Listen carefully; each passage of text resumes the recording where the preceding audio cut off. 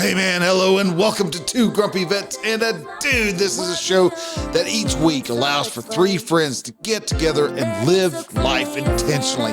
We do this by throwing a little social commentary with our own weird sense of humor and our thoughts together to show folks that having weekly conversations is a good way to help each other out, help men become better men. And so now on with the show with Bryan, Rich, and the Dude. Dude.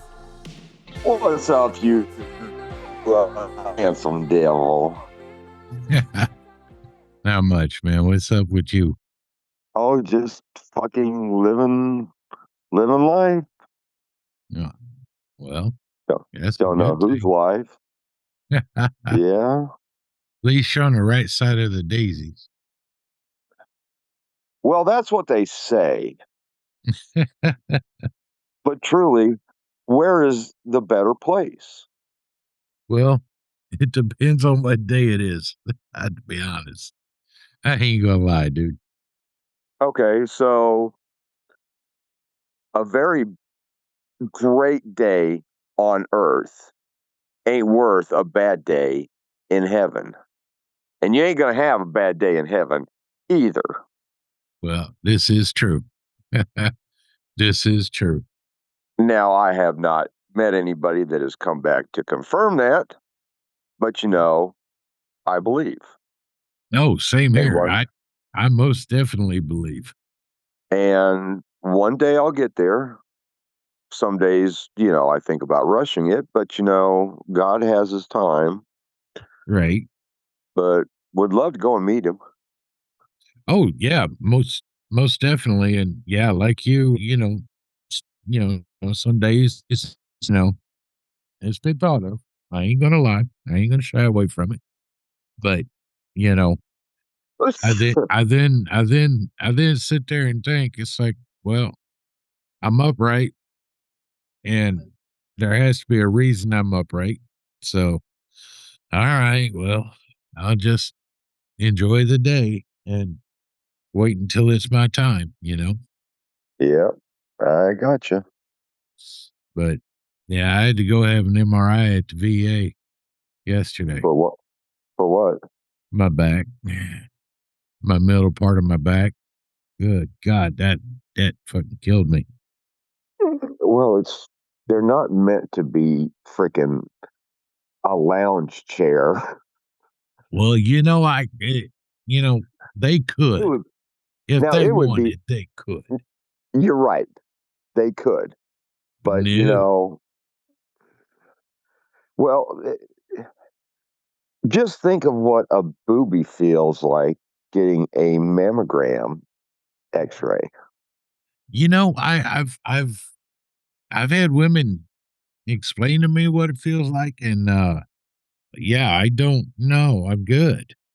I mean, I feel sorry for women that has to get their boobs smashed.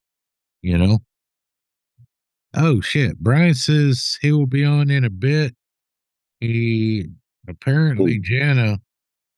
Oh, Jana had to have gallbladder surgery last night. Oh, wow. Yeah, and so she's getting out, I guess, this evening. And he said when he gets on, he'll follow up. So he'll let us know.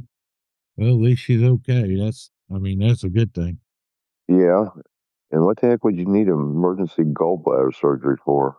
Well, when I was taking piano lessons, the lead girl that scheduled the lessons, Kat, she's a real sweetheart. She had to have gallbladder surgery. It was really affecting her, and I'm not exactly sure why you would need it, but apparently it's something that when the gallbladder messes up, they don't play around with it. It's like appendix. They don't play around with it. Oh, okay. So, and like tonsils have probably an absolute, I don't know. I have no idea. well, see, I still have my tonsils. Really? Yeah. Wow. Yeah. I remember I was in Fort Riley and I got sick and woke up and walked down the hall to the bathroom, using the bathroom, and apparently I passed out and cracked my head on a freaking commode. I didn't know I was out, and I guess someone found me and helped me, and uh they took me to sick call, and the doc looked at me there and he said, "You're going to the hospital. You ain't going nowhere else." I said, "But doc, he says, I don't give a shit. You're going to the hospital." And so I went to the hospital. I was dehydrated. I had tonsillitis. I was sicker than a dog. And there was something else. It wasn't major bad, but I was in the hospital for 3 or 4 days. And my my doc in the hospital was a major. And I just said, "Doc," I said, when can I get the hell out of here?" And he said, "When you start eating." Because I would only eat the cookie. I didn't feel like eating. And he looked at my tonsils and everything, and he told me everything. And he looked at me and he says, "If you come in this hospital again for this, I'm yanking your tonsils." I don't know why they just didn't yank them right then and there. I don't know. I have no idea. But it I got out and I got 7 days convalescent leave. So I went Right. home and I had to drink Tylenol 3 with codeine just so I could eat because I couldn't eat. And I had to take very small bites, cut my food up into very small bites and stuff like that. And it was, yeah, it was rough for a minute. I think I was how old was I? 20 or 21, something like that. Damn. And it just, it hit. I didn't know it. And like I said, I was told that I was I was holding my junk. I was doing my business. Next thing I know, I cracked my head on the commode. So I was like, some bitch. And so, yeah, Yeah. Definitely a day to remember, huh? You right. remember, you remember it like it was yesterday. Pretty much, yeah. Yeah. I remember where I was at. And, I don't remember much of what happened in the hospital for the 3 or 4 days I was there. I do remember talking to the doctor. And he was just flat up, straight up, point blank. When you start eating, you can leave. Fuck. All right. And but you see, that's the thing. I had a hard time swallowing. That was my whole thing. Trying to eat. It hurt so bad. I was like, shit, give me an IV or something or blend my Huh. food up. I don't care. Cause yeah, it was just so hard to swallow. And after I got home on leave, it still was, oh God. I don't think I got to back swallowing right until almost about the time I was to leave to come back, and it wasn't as bad. I could deal with it, and I'd figured it out. So, but yeah, no, it was not a good time.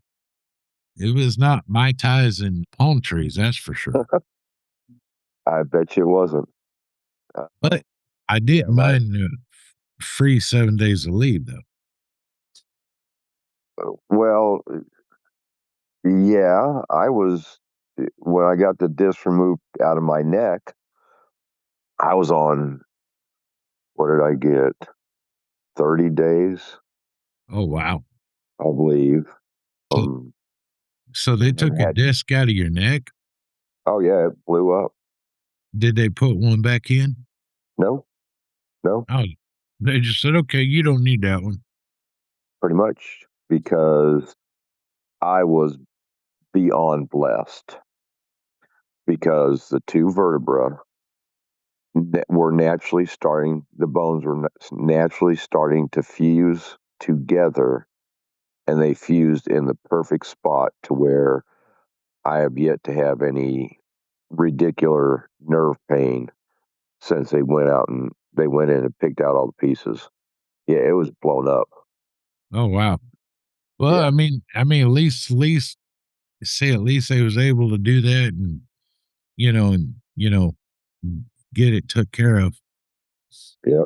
Yeah. Because I was at Bragg at the time and had surgery up at Walter Reed, then came back, was on 30 days convalescent leave. Uh-huh. And within that time frame, I had to go back up there to see the doctor before they would release me back to work, or if it Right. was going to have to, or if the leave was going to have to be extended. Right. Okay. So actually, I went up there 3 times, and the government paid for it all, which was nice. Oh yeah, definitely. Hotel, whole 9 yards.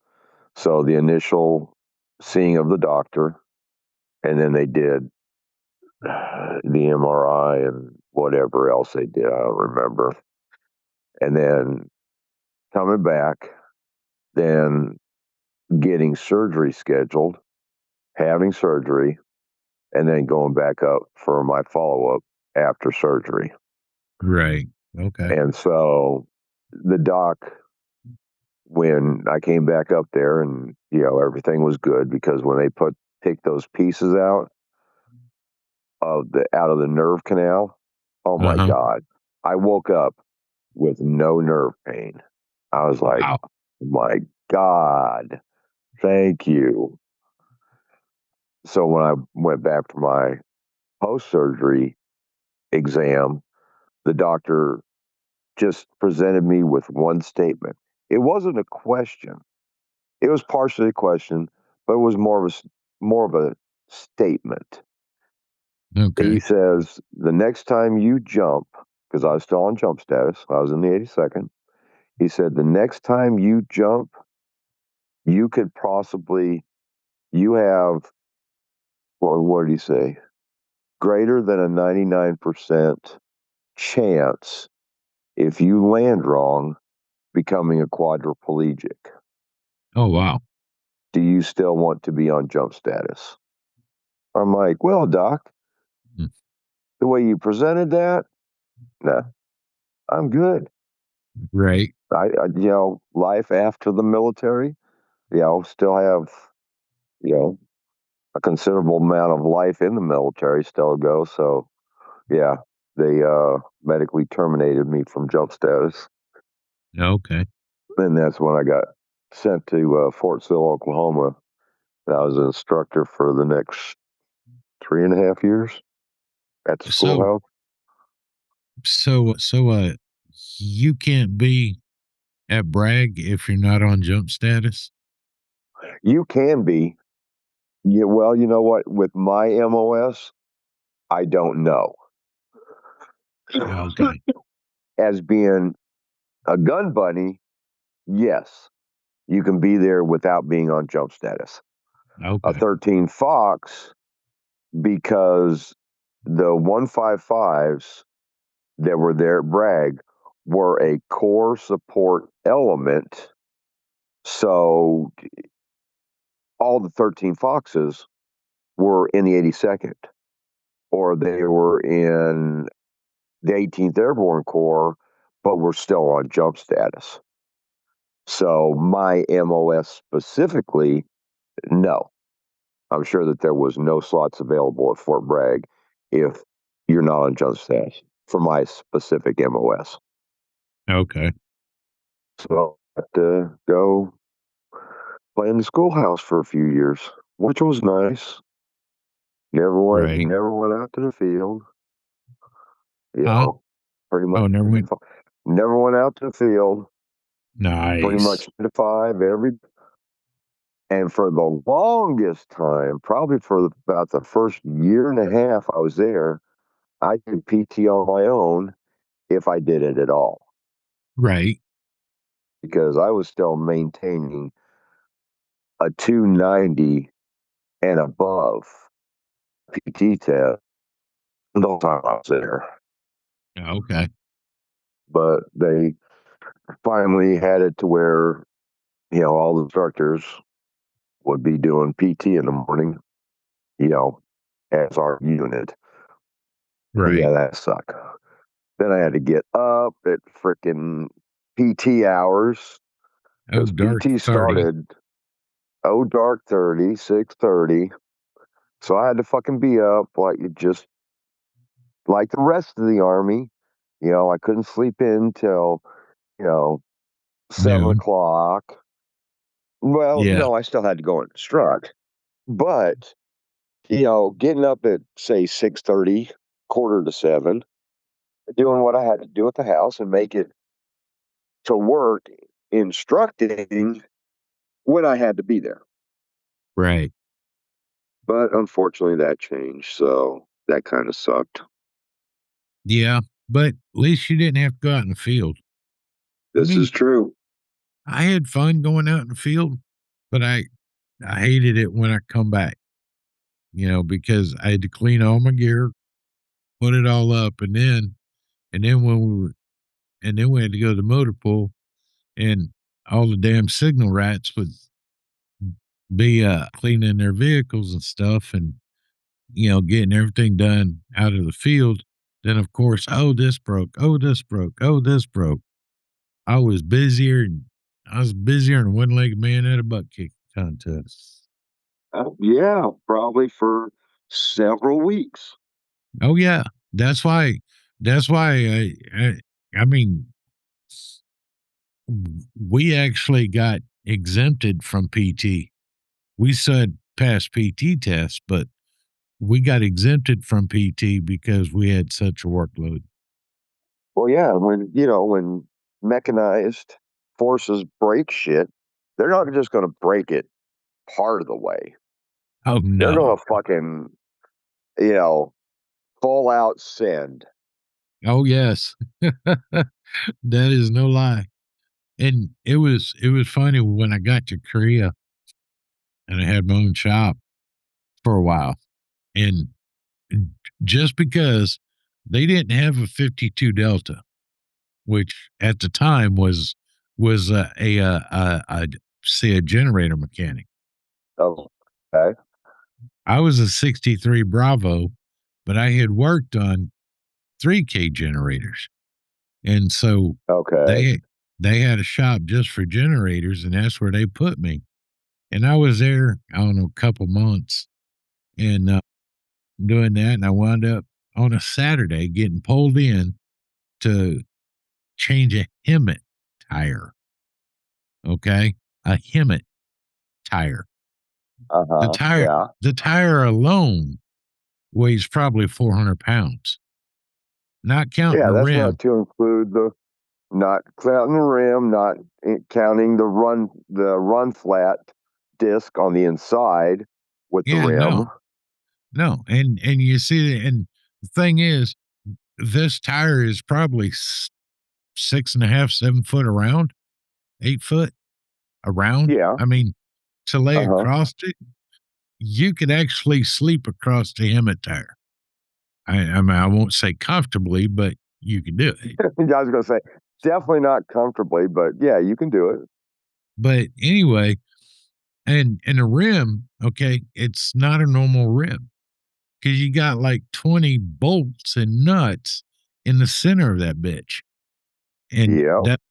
that's what sucks the two pieces of the rim and the run flat, keeps it all together. You have to take all that off.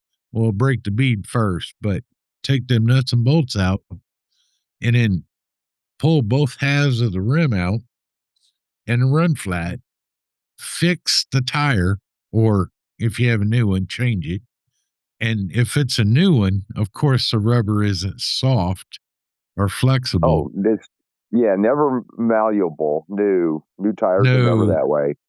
no. And yeah, it took me, I don't know, about 6 hours to change that and get air back in it. And because, and it was for the aviation side of Camp Stanley, one of their fuel trucks Mm, that holds okay. JPA. Yeah. And actually to change a Hemet tire, that is technically a third shop job, which I was second shop. Right. First shop, second shop, and third shop, they're the ones that did the major work. And a Hemet tire is technically major work. And the only third shop in Korea was at Camp Casey. And the aviation side of Camp Stanley was going out in the field, like that afternoon or the next morning. And whatever. And they had no fucking mechanics that could fucking fix it them damn selves? No, they did not. That's why they freaking called me. Because I mean, seriously, I mean, and it was funny because, I'm thinking they had track mechanics, for the 109s, these guys could, change tracks, packs, whatever, engines and, in a tank and stuff. And I'm like, why don't you have them do it? Because they have cranes. They could use cranes. I didn't have a crane. I had to flip the tire myself. I'm telling you what, man, it was a workout that day. I bet you. Now, were the Hemet tires true bead locks? Yes. Oh, fuck yes. Yeah, so you had to take, 60 bolts off the fucking each ring? I don't know how many they have. Well, the rim is two pieces. And yeah, they've got like 40 or 50 bolts in the center. When you set that back on, you have to bolt them two pieces of rim together. And then there's a ring, and you got bolts out there, if I remember right.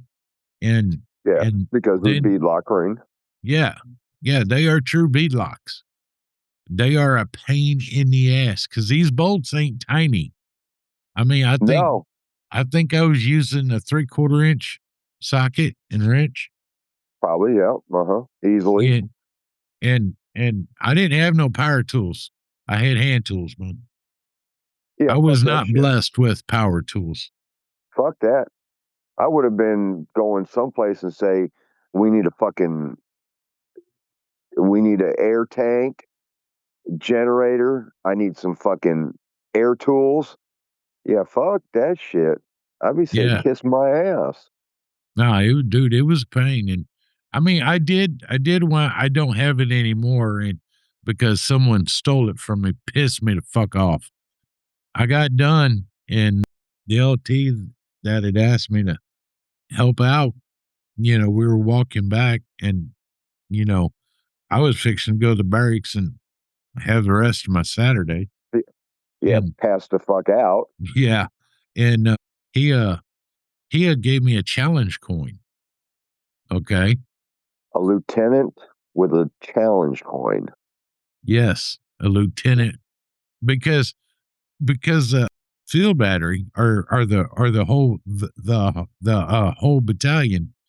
I guess the officers had challenge coins, and they were for Camp Stanley. Okay. Okay. And, 8th of the 8th Field Artillery had their own challenge coins. And it was funny because I had it, and I think it was that Saturday night I went out in the Ville, right? Yeah, and, TDC. Tong Deshawn. And it was funny because I was in Mama San's, the first place right out the gate. I was sitting there, with my friends and stuff like that. We were all drinking soju and eating ramen and just living life, man. And the fucking battalion commander, the colonel, comes in the Mama San's, right? I had my challenge coin. I'm like, oh, I had showed the guys. I'm like, hey, that's the colonel. Think I ought to go ask him if he has his. You don't ask him. There's like, yeah. And I was scared. And I finally got up. I said, how you doing, Colonel? He said, I'm doing good. How are you? I said, I have a question to ask you. He said, what's that? I said, "Do you have your challenge coin?" And I showed him mine. He just hung his head. He said, "Oh my God." He said, "I was going to grab it." He said, "No, I left it on my dresser." He's like, "What are you drinking?" And he freaking bought me a bottle of soju, man. I was like, Yeah. hell yeah. That was like cool as shit. And about 3 days later, and this is what pissed me off, I had it in my a wall locker. Uh-huh. And I mean, I didn't always keep it locked. I should have. I had put that challenge coin because, during the week at work, I didn't carry it. Okay. At work, because I was afraid I was going to lose it. And so I had it in my wall locker. And a couple days later, well, I think it was a weekend, I went to grab it to carry it with me, and it was gone. Wow. Someone had stole it. Pissed me. I mean, I did get a free drink out of it, but I really wanted to keep that challenge coin. Mm-hmm. That was one thing that I was proud of. And yeah. And I Yeah. honestly, I think because I shared a room with two other guys, and one of them was just a major dick. I mean, he thought he could tell me what to do and tell everybody what to do, and dude was just a major dick. And I believe he was the one that stole it. Look, His, Believe it. la- his last name was Wirtz. Can't remember his first name. Huh.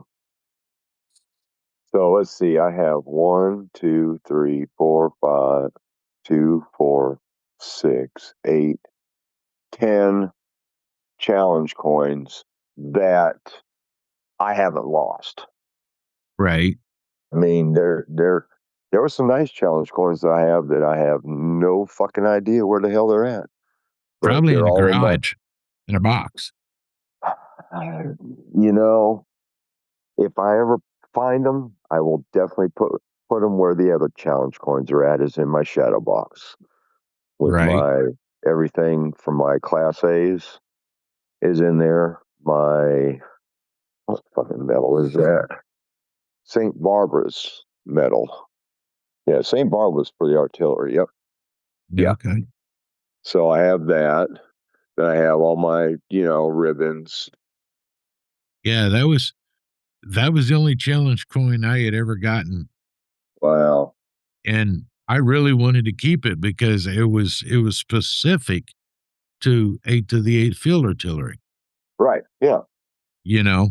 And I was upset. I searched for days through all my stuff multiple times, I and bet. it because I thought maybe I put it somewhere. No, it was stolen, and that Yeah. that just that irked me, I believe it. because I mean, it was nice that this LT did this. He didn't Yeah. have to. He was No. like, the LT was like, "Dude, thank you so much." I'm like, "Hey, it's my job, man. I'm a mechanic. Y'all need one? I do it." Yeah, I mean, and I told him, did I want to do it on a Saturday? No, but y'all going out in the field, so here you go. Yeah. Oh yeah. I know those. I've never had to change a Hemet tire. Thank God. Yeah, But yeah, trying to squeeze that fucking run flat into a new tire and get that yeah, motherfucker aligned yes, sir, yes, sir. with the fucking bead, That so you can put the bead on a lock ring on the on a outside. on a Humvee tire, that's an hour job right there, if you're Yeah. lucky. Yeah. And a Humvee tire is tiny compared to a Hemet. Oh yeah. And considerably lighter. Oh yes, considerably. I tell you what, I was freaking pulling out all the tricks to get all that back together. I And bet and you were. the A hell of a lot of cuss words. oh yeah, oh yeah, yeah, a lot of choice, colorful words, definitely. Mm-hmm. Yeah, and because I mean, one, I had never done it. I figured, well, shit, it's like a Humvee, but it's bigger, which is true. But man, I tell you what, that was a job and a half right there. I can imagine. Trying to flip that tire. I Oh, I got the first half of the rim off, and I had yeah. to flip it to get the backside, and And keeping the motherfucker lined. yeah, and Yeah. there was I had no help. It was just me. I would have told that lieutenant, hey, LT, yo. Well, at first I told him fuck off. I said, no, I'm off, dude. And I mean, he didn't take it bad, thank goodness. He could have. But I had did this in civvies, you know. Huh? I didn't, I did it in my regular clothes, and at first I was like, no, hell no, I'm out. And he's like, man, we really need this. Fuck. Yeah, well, I was told the lieutenant's like, you need to give me a hand, brother. Plain and simple.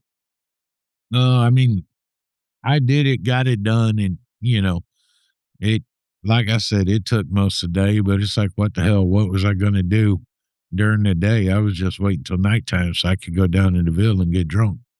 Yeah, it's not like you were hanging out at the house, Right. and you get a call. No, you're in the motherfucking barracks. Yeah. Yeah. Oh, I know. Trust me, I know. So, and to go back to an interesting thing that happened this week, I'm still waiting on getting my trailer back. They're working on it. They were supposed to be done with it tomorrow, but because they're doing a majority of the work outside where the trailer is sitting, because I don't think they have a yard dog truck to move trailers around. Now, and they don't get very many trailers anyway Right. at Right. this But particular shop. they should have a yard dog though. No, they don't have a yard dog. Well, that's So just we've been rude. having a lot of rain. And what was it, 2 years ago when that camp down by Kerrville got flooded out with all those girls? Yeah. Yeah. They just had more flooding like that this week because of all the rain. Kerrville and I can't remember the other town. Oh yeah, they're almost getting washed off the map. That's how bad the flooding is because we've had so much rain. And San Antonio got a tornado the other day. What? Yep. San Antonio got a tornado? Yes, they did. Oh my God. Yep. That don't happen but every 1,000 years. Yeah. Yeah. Roughly. Nothing really happens in San Antonio. And as far as weather, San Antonio's got a lot of flooding right now. Wow. Yeah. Yeah, yeah, I saw on the map we're supposed to get hit with rain on Saturday, so I'm gonna mow the yard tomorrow because they say it's supposed to rain for 4 days after that: Saturday, Sunday, Monday, Tuesday. But we'll see. And is the lawn mowable from the last time? Yeah, it is. We've Well, we've good. had we've had a couple showers, so the grass. I mean, it's not that tall, but it is tall enough for me to mow it. Well, you know what? You have fun with that since you have a riding mower and I have a push mower. Well, and Yes, thankfully my push mower is what's the it's self it can roll itself. oh, it's self-propelled. Yeah, self-propelled. That's the word I'm looking for. Self-propelled. Okay. So, and I forgot where the hell I was even going with this initial statement. Where the fuck was I even going? Well, okay, you was in Kerrville. That's all I know. No, I wasn't in Kerrville. there's a lot of flooding going on at Kerrville. That's But what I meant. That's what I meant. it, You was in and Kerrville. yeah, but what my thought was of what I was going to say, because I've said that statement, I have no fucking clue what the hell I was going to say. Oh, yes, I do. Yes, I do. Getting back on my choo-choo has jumped back onto the fucking tracks. So Tuesday, like I said, my because my trailer isn't finished is because we've gotten a lot of rain in the past week that they haven't been able to get out and work on the trailer because it's outside. So Right. that's why it's been postponed. Okay. So I've been having to use other people's trucks and trailers. I have not been a very happy camper this I week bet not. at all. I bet Well, not. last week I had one guy's vehicle because he was on vacation. So I had his vehicle all last week and then Monday and Tuesday this week. So then I had to use somebody else's trailer. And I asked my boss to ask him, he needs to unload that trailer. And and I know how it comes back from this particular location. He also needs to sweep the deck on that trailer because it Right. has all kinds of rocks on it just because of where we deliver to for this particular item. So Right. he got a couple of the pallets off, and I roll in from wherever I was going. No, he was already gone, and half the load is still up on his fucking trailer. Oh wow. I'm like, that son of a bitch, and knew that I was going to be using it the next day. So amongst everything else, I had to unload the fucking trailer, Right. and then I had to sweep the thing. So I saw him the next day come in, and I'm getting well, I already had his tractor detached and my tractor up underneath the trailer. Right. I'm like, well, I appreciate when he comes in. I said, you know what? I appreciate you unloading the trailer like you were asked to do. Oh, I'm sorry, dude. I was fucking tired.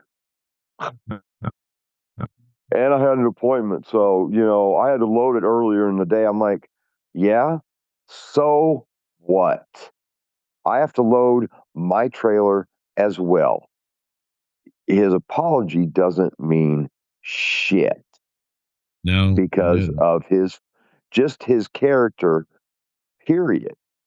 There ain't Right. nobody there that likes this guy because if it doesn't benefit him, he's You not don't. going to do anything Right. if it doesn't benefit him.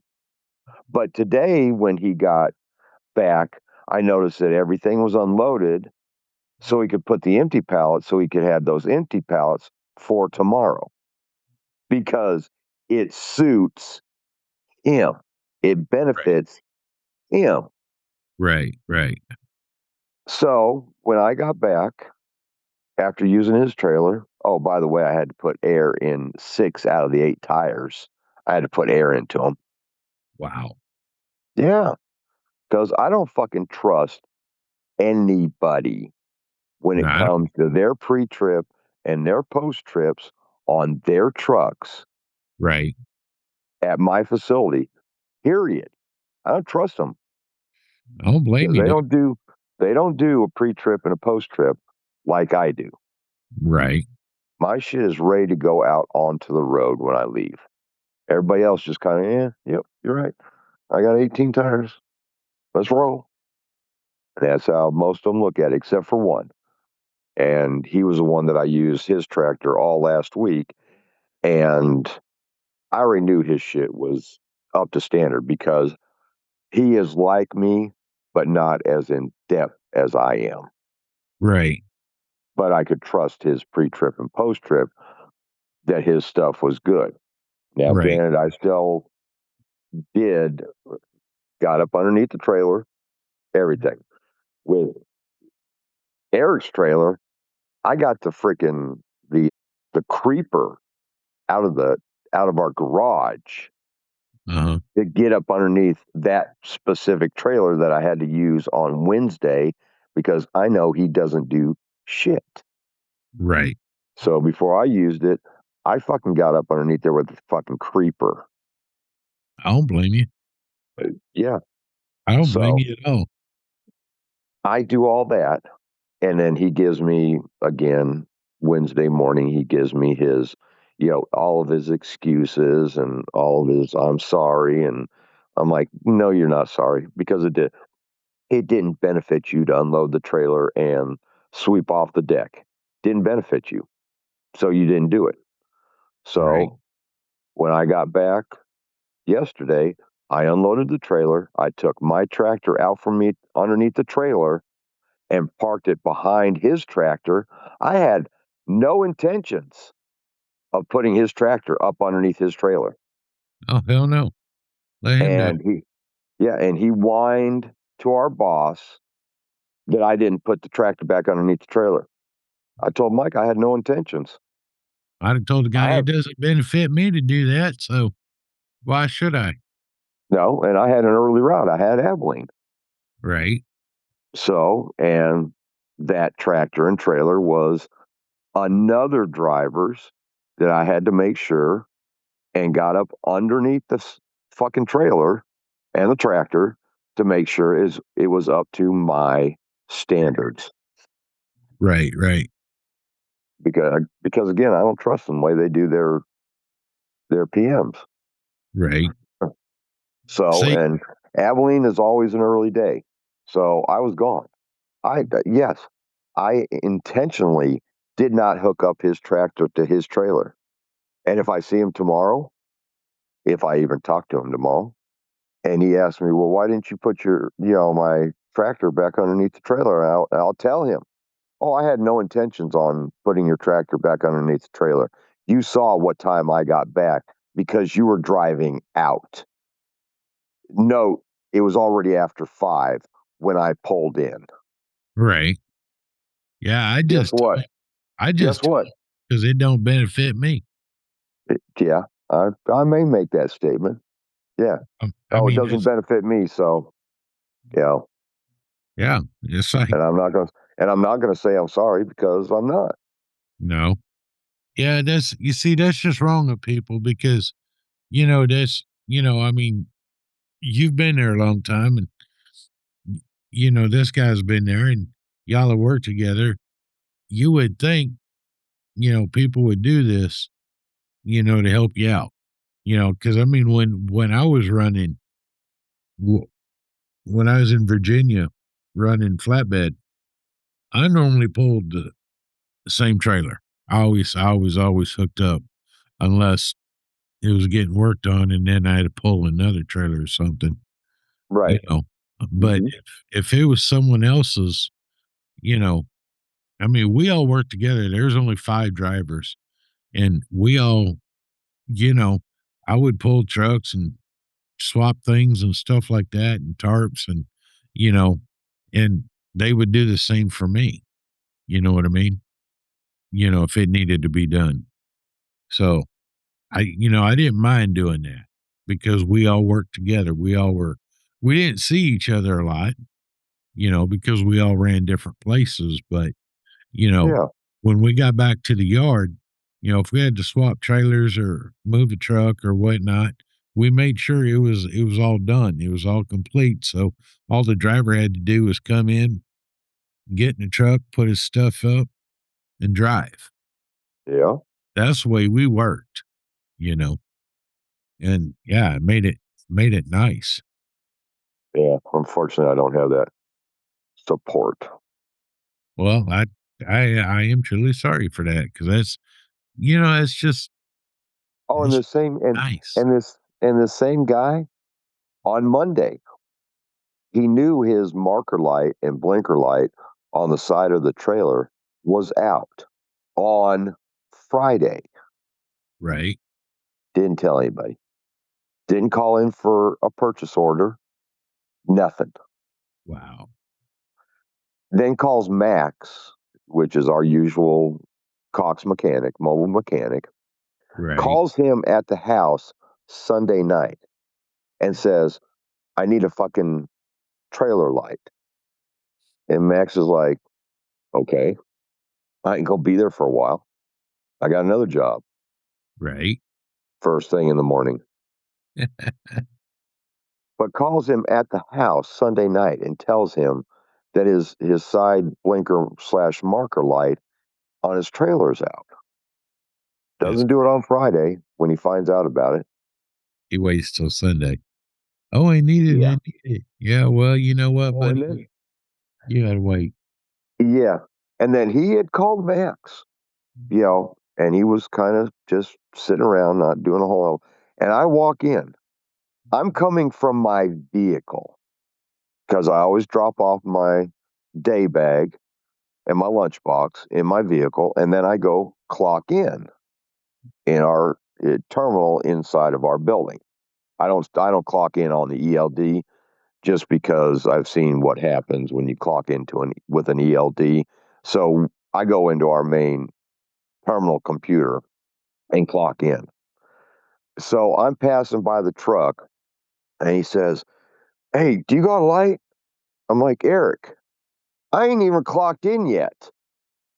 "Yeah, but do you have a light?" Like, I just kept walking. So he started following me. I get up to my truck, which still doesn't have a trailer up underneath it. And he Right. goes, "Well, do you got a light?" I'm like, "Dude, I ain't even clocked in yet. Don't ask me again. I'm going to go clock in first." I knew I had a light. Why? Because I'm the only one that has fucking trailer lights, just in case. Right. I got almost every trailer light that is on my trailer, except for the ones in the very back that are the turn signals and the brake lights. Yeah. Well, those ain't cheap. No, they So ain't. I'm not. So I don't get to. I'm not allowed to have a spare one of those, That's which is bullshit. fine. Well, and they're fucking because I get the LEDs, and they're Yeah. over $100. So if we have that situation, it, all of the LEDs are not going to go out at the same time. If they all go out at the same time, Typically, no.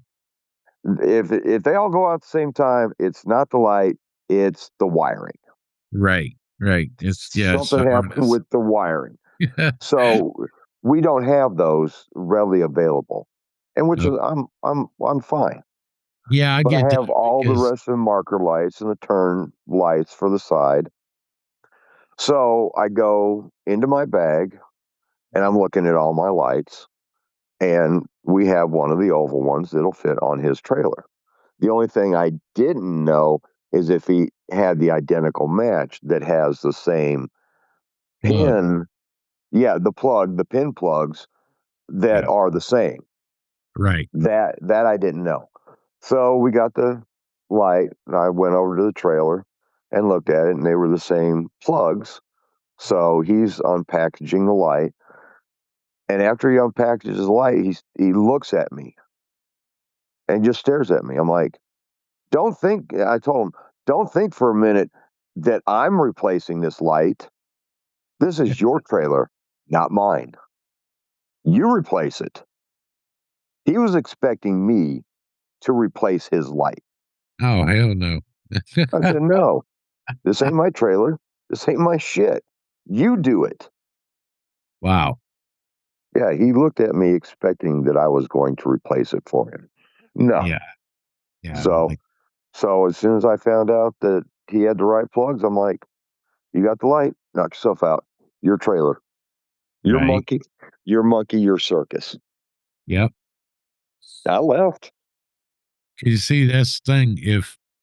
If you would have replaced that light and something happened on his route and he got stopped and that light was out again, he could come Mhm. back and blame you on it. And it sounds like he's the type to do that. Oh, without a doubt, he will throw fucking somebody up underneath the bus. Without a doubt. Right. And not even think or hesitate to do it. Yeah. I'm like, "Dude, I'm not your mechanic. Fix it your damn self. You can fucking do that." Or can you? You know what? It's not your problem. You're right. I gave him the light. You And I said, and I told him, I said, you know what? You might want to think about getting a fucking spare.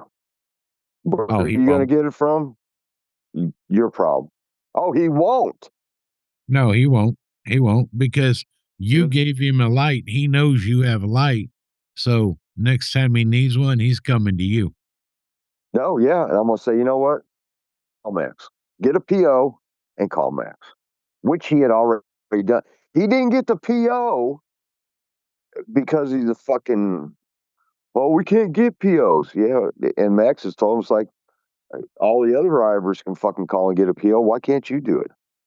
Because he doesn't want to. He's nothing but excuses. Right. So yeah, I've known a lot and of he people wants like to. that. And that's why I won't talk to him anymore. If Yeah, you're see, gonna sit I'm there and done. whine and bitch and always have an excuse for everything and always be negative and shit, I'm done with you. I'm gonna walk away Yeah, because yeah. And if he tries to talk to me tomorrow, if he says anything to him, I'm just like, okay, whatever, Eric. And I'll just turn around. I ain't even gonna talk to him anymore. yeah, And then, before, you know how you have the air up hose that hooks up to your brake connector, right? yeah, I got one of those. As a matter of fact, the old one I have was starting to bulge because they wear out, especially in right, Texas heat. So I asked my boss, hey, I need another air up hose. Next day, I had an air up hose. And Eric has asked me twice to use my hose. And I've told him both times, it's like, yeah, what? Go tell your boss at the store, your manager, you need an air up hose. right, So if he asks me for, and then he has the goal to fucking ask me for fucking aviator oxygen labels. He says, do we have any inside? I'm like, no, we don't have any aviator oxygen labels. We don't pump it here. We don't need the labels here. Well, do you have any? I'm like, of course I do. I have fucking every label that I am going to need on any journey that I take on a daily basis. I have a label to replace it if it is faded or damaged. right. It's like, can I get one from you? I'm like, I'm not doing this for you. I'm doing it Stop, because it has to be replaced. stop doing it. Stop I doing it know. Yeah. because it will come back on you. Well, no, I gave him the label because I had the labels because I pull them from Grand Prairie when I go up there. If I need Right, labels, they have all the labels that I'm going to need because of the stuff that they pump, right, except for like the blood gas and the biometric chamber gas. Those are completely different ball of wax. I can't get those because those are specific for that cylinder itself. right, So it's a different type of label. But right, I always have make sure that I have shit. So I gave him a couple extra just, because I had enough that I could play with. right. But yeah, from this point on, oh Yeah, yeah, he asked me that's the thing. the other Make him day. He get asked his me own to. stuff because that is part of his job. Well, and the reason why with the labels is because he will never go up to Grand Prairie. And we won't order a complete roll because we don't need them. Right, So, as a driver, thinking forward, I will make sure that I have the stuff that I need. When I take the empties back up to Grand Prairie, I will have the labels that I need for the products that I carry up there. right, right. Yeah, you see, But that's the yeah, thing. I don't mind helping people, but when it goes so far as to where they're always asking for something and they could go right inside and ask and get it themselves, no, go get your own stuff. I'm oh, that's I'm just like if he asked me I to am use my not air your hose, I'd be like, supply guy. yeah, shit. And so And I've told him, get your manager to order you an air up hose because you ain't using mine anymore. Right. If you have an issue, go to the gas station and air up your tires. But Yeah, exactly. I've told you to get an air up hose, but he doesn't want to, I'm like, well, you know what? Don't ask me again. Hey, keep talking about whatever. I need to let Bella out. She's bugging me. She's always bugging you. No, I gotta go out and pee, Dad. Yeah, and any other time she can lay in the house for 10 hours and not go outside, but I'm podcasting. Oh, I gotta pee. So talk about whatever. Well, what? I will definitely talk about whatever. And I'll be right back. Not a problem. But if we have a little bit of dead air time, it's to be expected because sometimes I just don't know how to do a podcast on my own. Well, just talk about something. Go take Bella out. I'm good. What's that one podcaster, real big name that's on Fox? What the fuck's his name? I don't remember. But anyway. But Joe Rogan. The one that's on Fox now? Joe Rogan. Joe Rogan? Joe Rogan is who I was thinking of. So, yeah, I'm not a Joe Rogan type individual. Go take Bella out and go let her go take a piece. So, and I'll just, talk about Joe Rogan and how I am nothing like Joe Rogan because of the fact that, my conversation is very minimal and, because I'm a very introverted individual and I don't carry on too very many conversations. The podcast, because I have a couple other guys on here and we can debate things and we can yell at each other and call each other names and still be able to hold a very good friendship because we don't take what we say to each other personal. We just talk, and if you get talked about because, well, if you're speaking in Chinese cellular and then your phone drops, or better yet, when when your microphone ain't working, but it doesn't look like you're on the podcast, and then we're talking about you, but you're still there and can hear us, but we know you are there and can hear us. You can't answer us. We're going to definitely throw you up underneath the bus. Why? Because we can, and we do. Because that happened to Rich, I don't know how many episodes ago, where his microphone wasn't working and, he fell off, came back on, microphone still wasn't working, and me and Bryan were just talking shit and he could hear us and he messages me and says, while we're talking about him, he messages me on Facebook and says, I can hear what you're saying. And I message him back as like, yes, we know. Who's this? I was just telling the audience about the time that your microphone was not working. Oh. And you bleeped out and came back in, but your microphone was still not working. And me and Bryan were talking about you, and you messaged me and says, I can hear what you're saying. And it's right. like, yes, I know you can hear what we're saying. You just can't defend yourself at that particular time. No, and it you're was right. fucking hilarious. Yeah. Yeah, I got to say, my dog's a heifer. She didn't have to go out. No. She was wanting to play. Oh, she wants to play.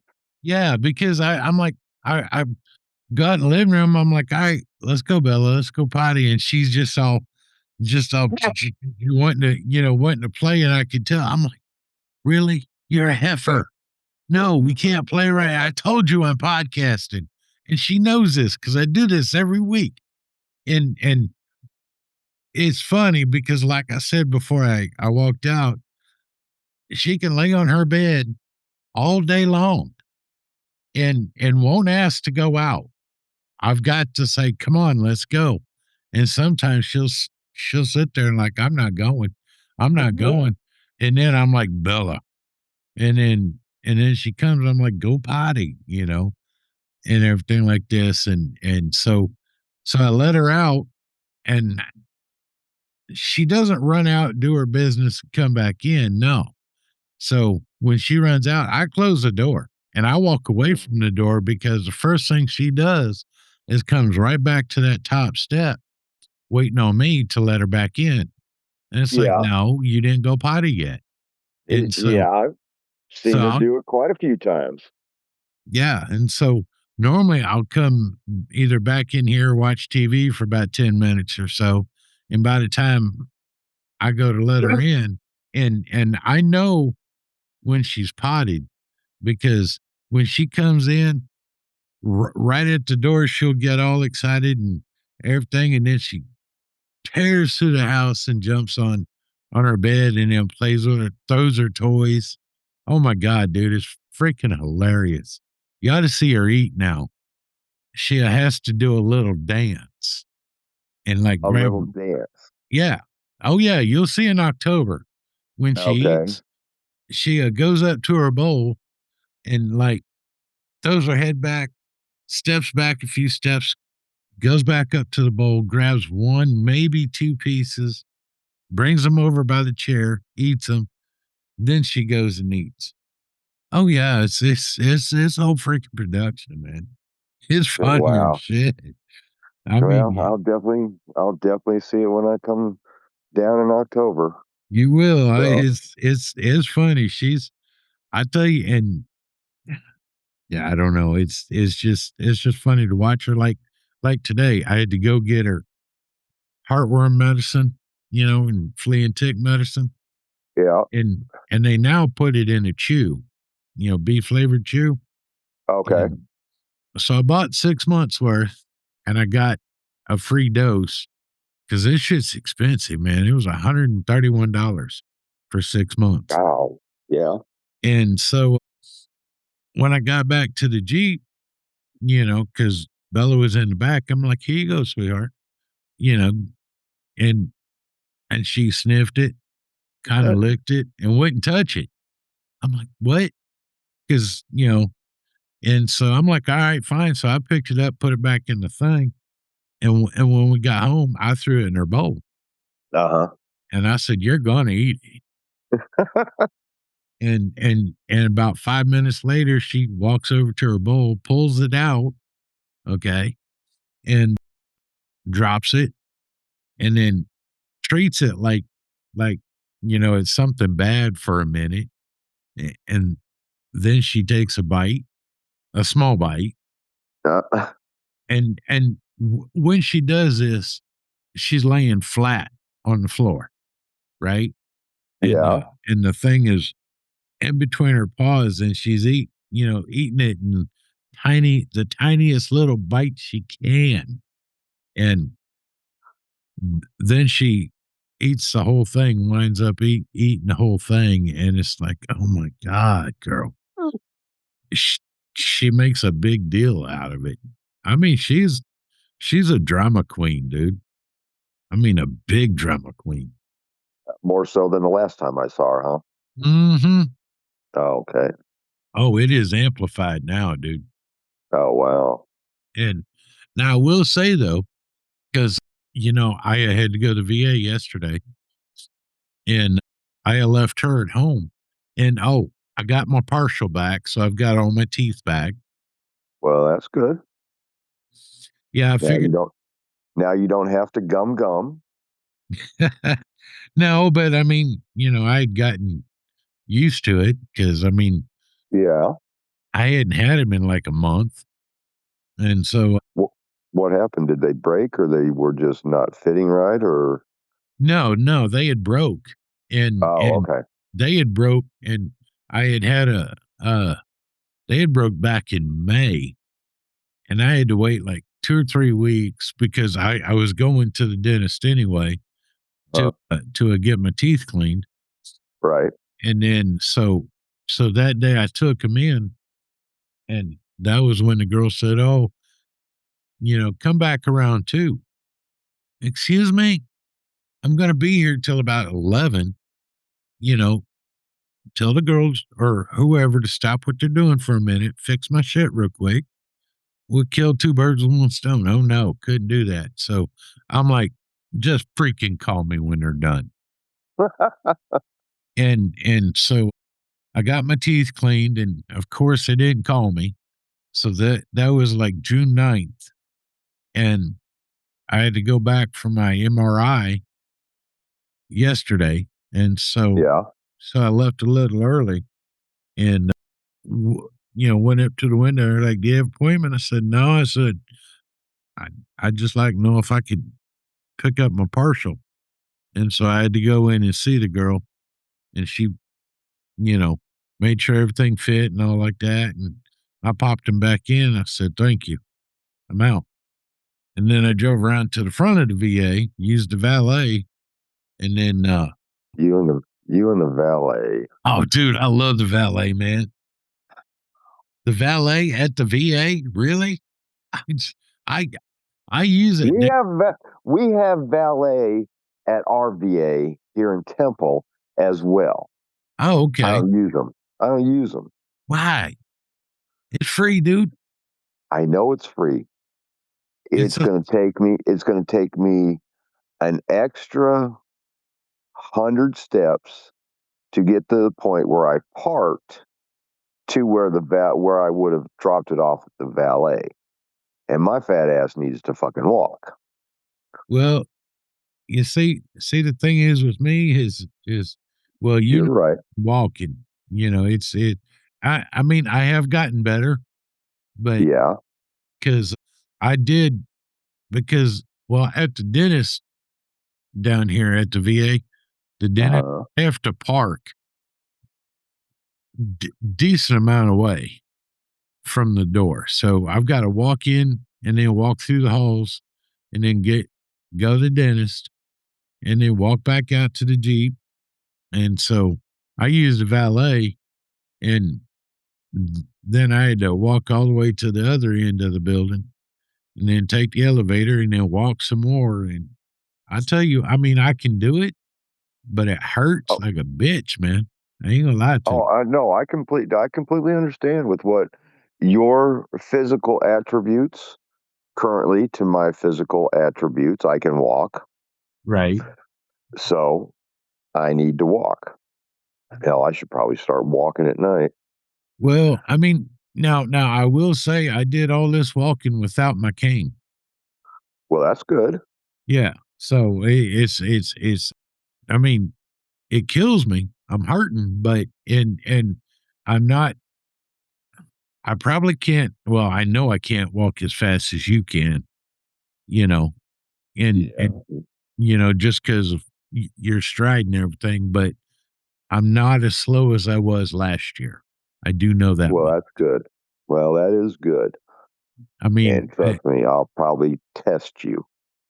And after the first day of being tested, you're going to go, fuck it. You go walk around. I'll sit here in the Jeep. Probably. I don't know. Well, you see, did you see those videos I posted on Facebook? Yes. Yeah, the ones where you're speeding through the neighborhood. Yeah. Well, yeah. No, you see, that's a mode on this new camera. I think I also have it on my X5. And that's the first time I had tried it. And I just sat the camera on my dash, right? Yeah. And, I took Bella for a ride, and we're riding through, and 5 minutes of driving makes a 1 minute video, or like 1 minute, 29-second video. Yes. So yeah, that was 5 minutes of me driving and using the time shift mode. It was, that was actually pretty freaking cool. I mean, it is comical when you come up and you're waiting to turn, and it's yeah, it is. Other cars are zoom, zoom, zoom, zoom. Yep. And going up underneath those trees in your neighborhood, that was kind of comical. Yeah, no, I was like, I want to try it. So, I'm like, and of course course, you know Bella. She's up for a ride anytime. You know. Not anytime, all the time. Okay, yeah, touche. You got me. But yeah, no, I definitely that was actually kind of cool making those. I bet it was. It was we might have to try one in October when we're right down through going through maybe the middle of the week when there's cars out, but it's not stop and go, we can actually drive through. Yeah. That would be kind of cool, I think. And if we see some more cones again, and I dude, get to follow some cones, that would be awesome. With that little time lapse. Yeah. Yeah, that would be freaking hilarious. That would be awesome. So yeah, I've got some ideas. I mean, we'll still take the X5. I can mount it to the Jeep and whatever. Yeah. But yeah, it's funny. This small little camera is magnetized. Mm-hmm. So I, as long as it'll stick, I can mount it. Yeah, and do you even have the adapter to where you can have a body cam where you have it on the front of your shirt and then have the magnet on the inside of your shirt or the plate? Yep. Yeah, I kind of figured. Huh? I kind of figured. Yeah, it came with it. So okay, yeah. I've got to do some more videos and like wear it and and everything. So I've got some more testing to do so I can know what I'm doing in October. Well, you know what? You ought to mount it on your shirt when you go to the VA and put it on that five time speed while you're walking through the VA. I thought about taking it with me and doing that, with the VA, but I forgot about it. I'm going to try and remember. I'm going to set it out tonight. Say it tomorrow when I'm mowing. I was going to do that while I'm on my mower. Or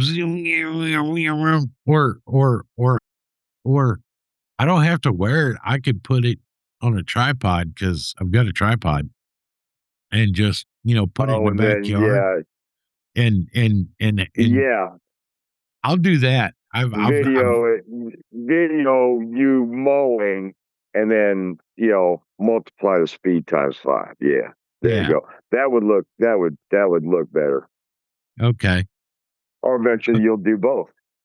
Yeah, I could do both, record, on the tripod while I'm zoom, and then wear it and then do it that way too. Yeah. Yeah, I'll set everything out I need on the island so I see it. Yeah, and write yourself a fucking note because you'll forget. Yes, I will. You'll look at it and just walk right past, have your coffee, go get ready to, go mow. And when you get done, because you didn't write yourself a note, it's going to be sitting there on the counter going, yeah, did you miss me, motherfucker? Right. Yeah. That's exactly what the camera is going to say. Yeah, no, I'll make sure to set that out and everything because that'd be cool to while I'm mowing, watch me go zoom. Yeah, that would be neat to watch. Yeah. Yeah. It's always funny when shit gets sped up. Right. No matter what. And I've changed a tad bit of the way I mow. I mow first now, then I weed eat. So, because before I was weed eating first, right? Right. Oh. And then mowing, which I mean, it worked, but I have found that if I mow first, then I weed eat, it doesn't take as much battery power because I've got my weed eater is battery operated. Yeah, just like mine. Yeah. Oh, I completely understand. And you're and you're using up less time because you're not going after a whole freaking patch. You're just going after what you missed on the lawnmower. Right. There you go. Work harder or work smarter, not harder. Well, it took me a minute to figure that out, but yeah, I figured it out. And yeah, so yeah, also as I'm mowing and then when I weed eat, I'll do some video of that too. That would be hilarious. Oh, That would be funny. And then I could take both videos, chop them up, show like a length of time of me mowing, zoom in on the mower, and then put clips of me weed eating in the middle and then me going back and mowing. Oh, hell yeah. Okay. If you remember to fucking grab the fucking camera. That's the whole key to this video is grabbing the camera. I will write me a note. I'll set everything on the island and I'll write me a note. Okay. And I'll see it come up here probably in about a week or so. No, when you get everything edited. No, it'll be probably Saturday. I'll put it up. I'll chop it up either Friday, late Friday, or Saturday, and then put it up. Well, you know what? You do you, boo. Yeah, that'll be funny. Because I mean, honestly, when I mow, I do mow pretty quick. I don't play around. Well, yeah, mowing is not a fun thing. Just like cleaning the house is not a fun thing. No, it's not. Or painting. No There's way. only one thing worse than painting. What's that? Painting.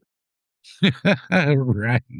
Not your painting that you do with, your no, table. No, those. No, that's interesting painting. Yeah. No. Painting sucks. Worse than painting is painting. Right. And taping. Oh man, I hate that shit. I can do it, make it look professional, because I've done it so much, but I hate doing it. Oh yeah, there's nothing fucking fun about that project whatsoever. Nope. In any way, shape, or form. So here was, and I don't know where the hell they came from. Probably because of all the rain. But every motherfucking dragonfly in the state, I'm sure of it, came across the fucking front of my truck today, all day. Really? Yes. I don't know. I couldn't tell you how many thousands of dragonflies I saw going to Abilene and back. Really? That's crazy, man. And not one of them hit the windshield. Get out of here. Really? Yes. Not fucking one. Because them bastards can move. Well, shit, they got wings. They better be able to move. Oh, yeah. They are. Yeah, they're one of the fastest flying creatures out there. I mean, that is highly talented to manage 4 wings, And yes, and every one of them can be operated separately. Top 2 are flapping, the bottom 2 turn or whatever. Or however that works. But yeah, they got the fuck out of my way. They would be, just hovering there in the middle of the road. And when I got close, you couldn't even see them fucking leave. They were gone like a fucking UFO. Gone. But not one of them hit the fucking windshield. Every damn one of them moved out of the way. None of them on the grill. No place. Wow. But I must have fucking seen about 1,000 of those bastards today. That's crazy. They eat mosquitoes and they eat fucking shit that, spiders and so on like that. So. Oh yeah, no. Yeah, they're very good for eco-friendly bugs that we don't like. Right. Oh yeah, no, I don't mess with dragonflies. Mm-mm. No, Don't touch them. nope. Or Nope. the mosquito eaters, the ones that have the real long legs. Yeah. They Nope. don't have Don't. stingers. They eat mosquitoes. Yes. I don't mess with them. Nope. I don't either. Yeah, you go and feast on as many of those damn mosquitoes as you can, because I don't want them biting me. Right. Yeah, no, those ones with the long legs, I call them galley nippers. Galley nippers. Yeah. I've always called them mosquito eaters. Okay. Yeah, I was raised up.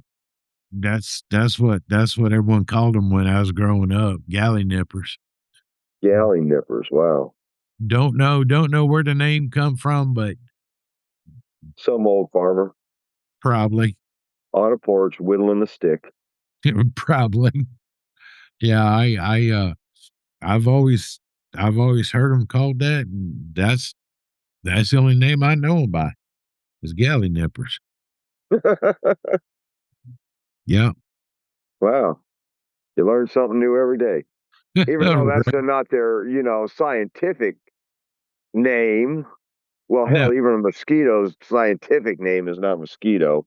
It's mosquito, A, B, C, Q, D, F, Y, G.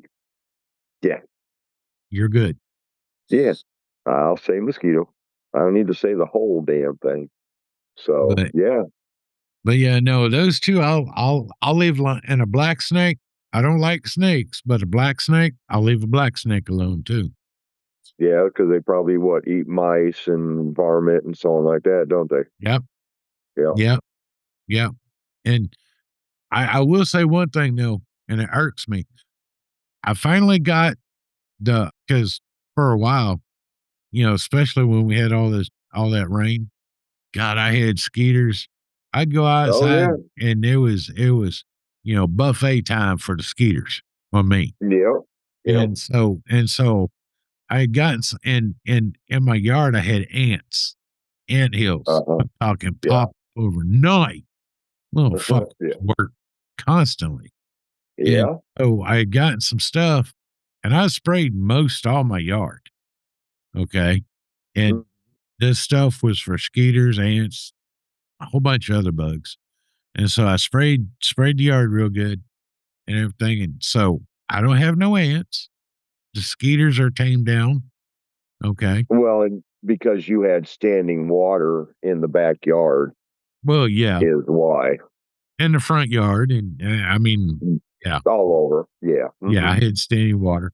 But that's all been tamed down. Okay. But Well, that's good. now I got a freaking mole running through my yard. A what through your yard? A mole. A mole. Yep. MOLE. Yep. Mole. A mole. Wow. And a mole runs just under the surface. Hey, Bryan's on.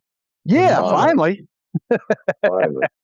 A mole just runs up under the surface and makes you can see where the mole runs because he leaves he just leaves a trail and it's like I killed skeeters and the ants and now I got a mole.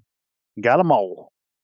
If you got a Tractor Supply there, they have got mole and gopher fumigation sticks. They look kind of like sticks of dynamite.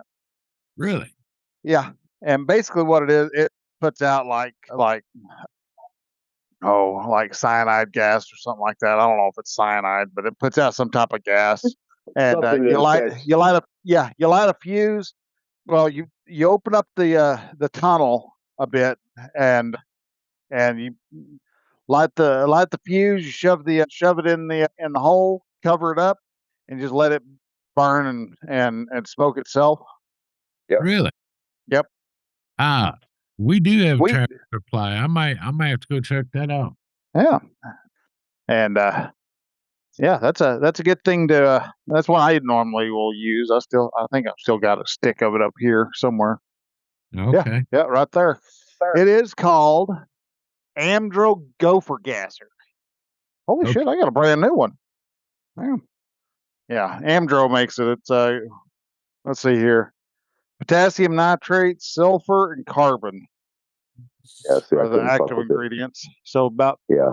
90% of all the good ingredients there. So, Okay. Yeah, I couldn't even be around that shit Why is that? because I'm allergic to sulfur. Oh, really? Yeah. you can't eat eggs then, huh? No, I can eat eggs, but No, you like just certain concentration of sulfur.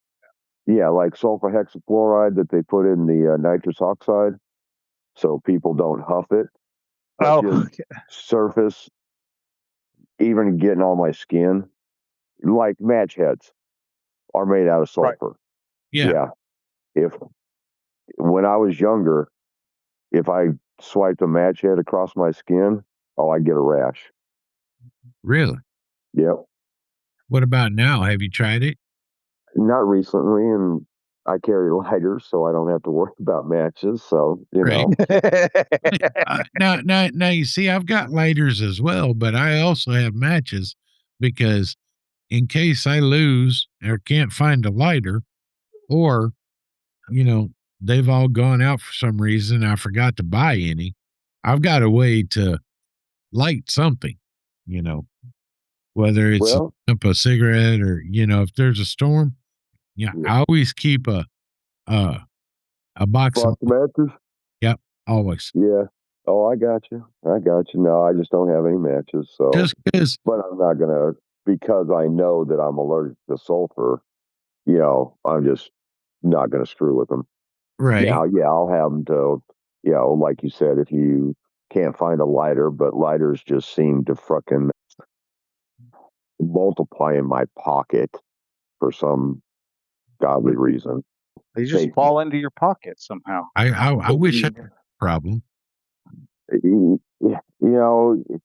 I pull them from wherever they may be sitting, and it's funny that one day I came home from work and I had like 8 lighters in my pocket. Where I had picked them up, I have no fucking clue. But when I emptied out my pocket, there was like 8 lighters. So I took a picture of it and I says, "These motherfuckers multiply in my pocket." I sent it out on. I do remember one time when we was at K River, it was for shit, that one event. Stubborn America, Stubborn. And Okay. you was there, and we was back at camp, and you had borrowed my lighter. Next thing I know, you ganked it because you put that bitch right in your pocket. Because I went to light a cigarette. I'm like, "Where's my lighter?" And you pull out a lighter. I'm like, "That's my lighter," because it was all fancy. It had stuff on it, had a picture on it. And so, yeah, you're a lighter. Yeah, you're right. They just multiply like rabbits in my pocket for some reason. And one day I had 8 of them bastards in my pocket. Like, damn, where the fuck did I pick up all these damn lighters at? I wish I had them. I don't know. So it is what it is. So now that Bryan is on the podcast, I have a kind of a really cool, unique story that happened to me on Saturday. So Saturday it wasn't a jeeping event. There's a place down by Marble Falls, and it's a camp, and for 2 specific weeks out of the year, they hold this camp for foster families and adopted kids that came through a certain organization Okay. with the adoptions, with the foster care system that they are involved with. So they have a camp, 2 camps every year for a week long, and foster families, adopted families, all that. They come down to this. It's like a resort. I mean, they have zip line, they have freaking fishing pond, they got swimming pool, they got all kinds of stuff on this property. but it's, they do other events throughout the year as well. So the foster families and kids were there on Saturday. And this was the first time I had heard about it. And it came across my Facebook from somebody within one of the groups that I am with, had posted it. I'm like, well, this sounds pretty cool to go do. So there was about 20 Jeeps. And what they do is they have a setup course for the Jeeps, not the wheeling that I do. Right. Trails that goes through a pond. It goes up a couple of hills and so on like this. So it's, to me, it's like overlanding. To those families, to get into the Jeeps and go ride the trails, they are just, that's something that they look forward to every year, that is part of this camp on the last day that they're there. Okay. So, the families stand in line. The family will get into a Jeep, and then we run the course. And then when we finish up the course, you drop off a family and you pick up another one. And Okay. you do the route. I think I did the route like 8 times, which was 8 or 10 times. It was cool. It was continuous for 2 hours. So I pick up this one family. Has the family is, I think, 6 kids. No, 5 kids. 2 of them are the one family's actual children, are 2 of the girls. They adopted 4 more. So yeah, they have a total of 6. So the oldest one is their daughter. She's 15. And we just get to shooting the shit at the beginning of the course when I picked him up. And the one girl that was with her mom that was 15, her mom tells me, yeah, she wants to get a Jeep. She loves Jeeps. She just got her learner's permit. I'm like, learner's permit. Okay. So about another 5 minutes into the ride, I just stopped the Jeep. I said, and what the hell is her name? I have her on Facebook. I can't remember her name off the top of my head, but she was riding in the passenger front seat. I said, okay, you want to drive? Her eyes What? got fucking huge. I said, yeah, get over here.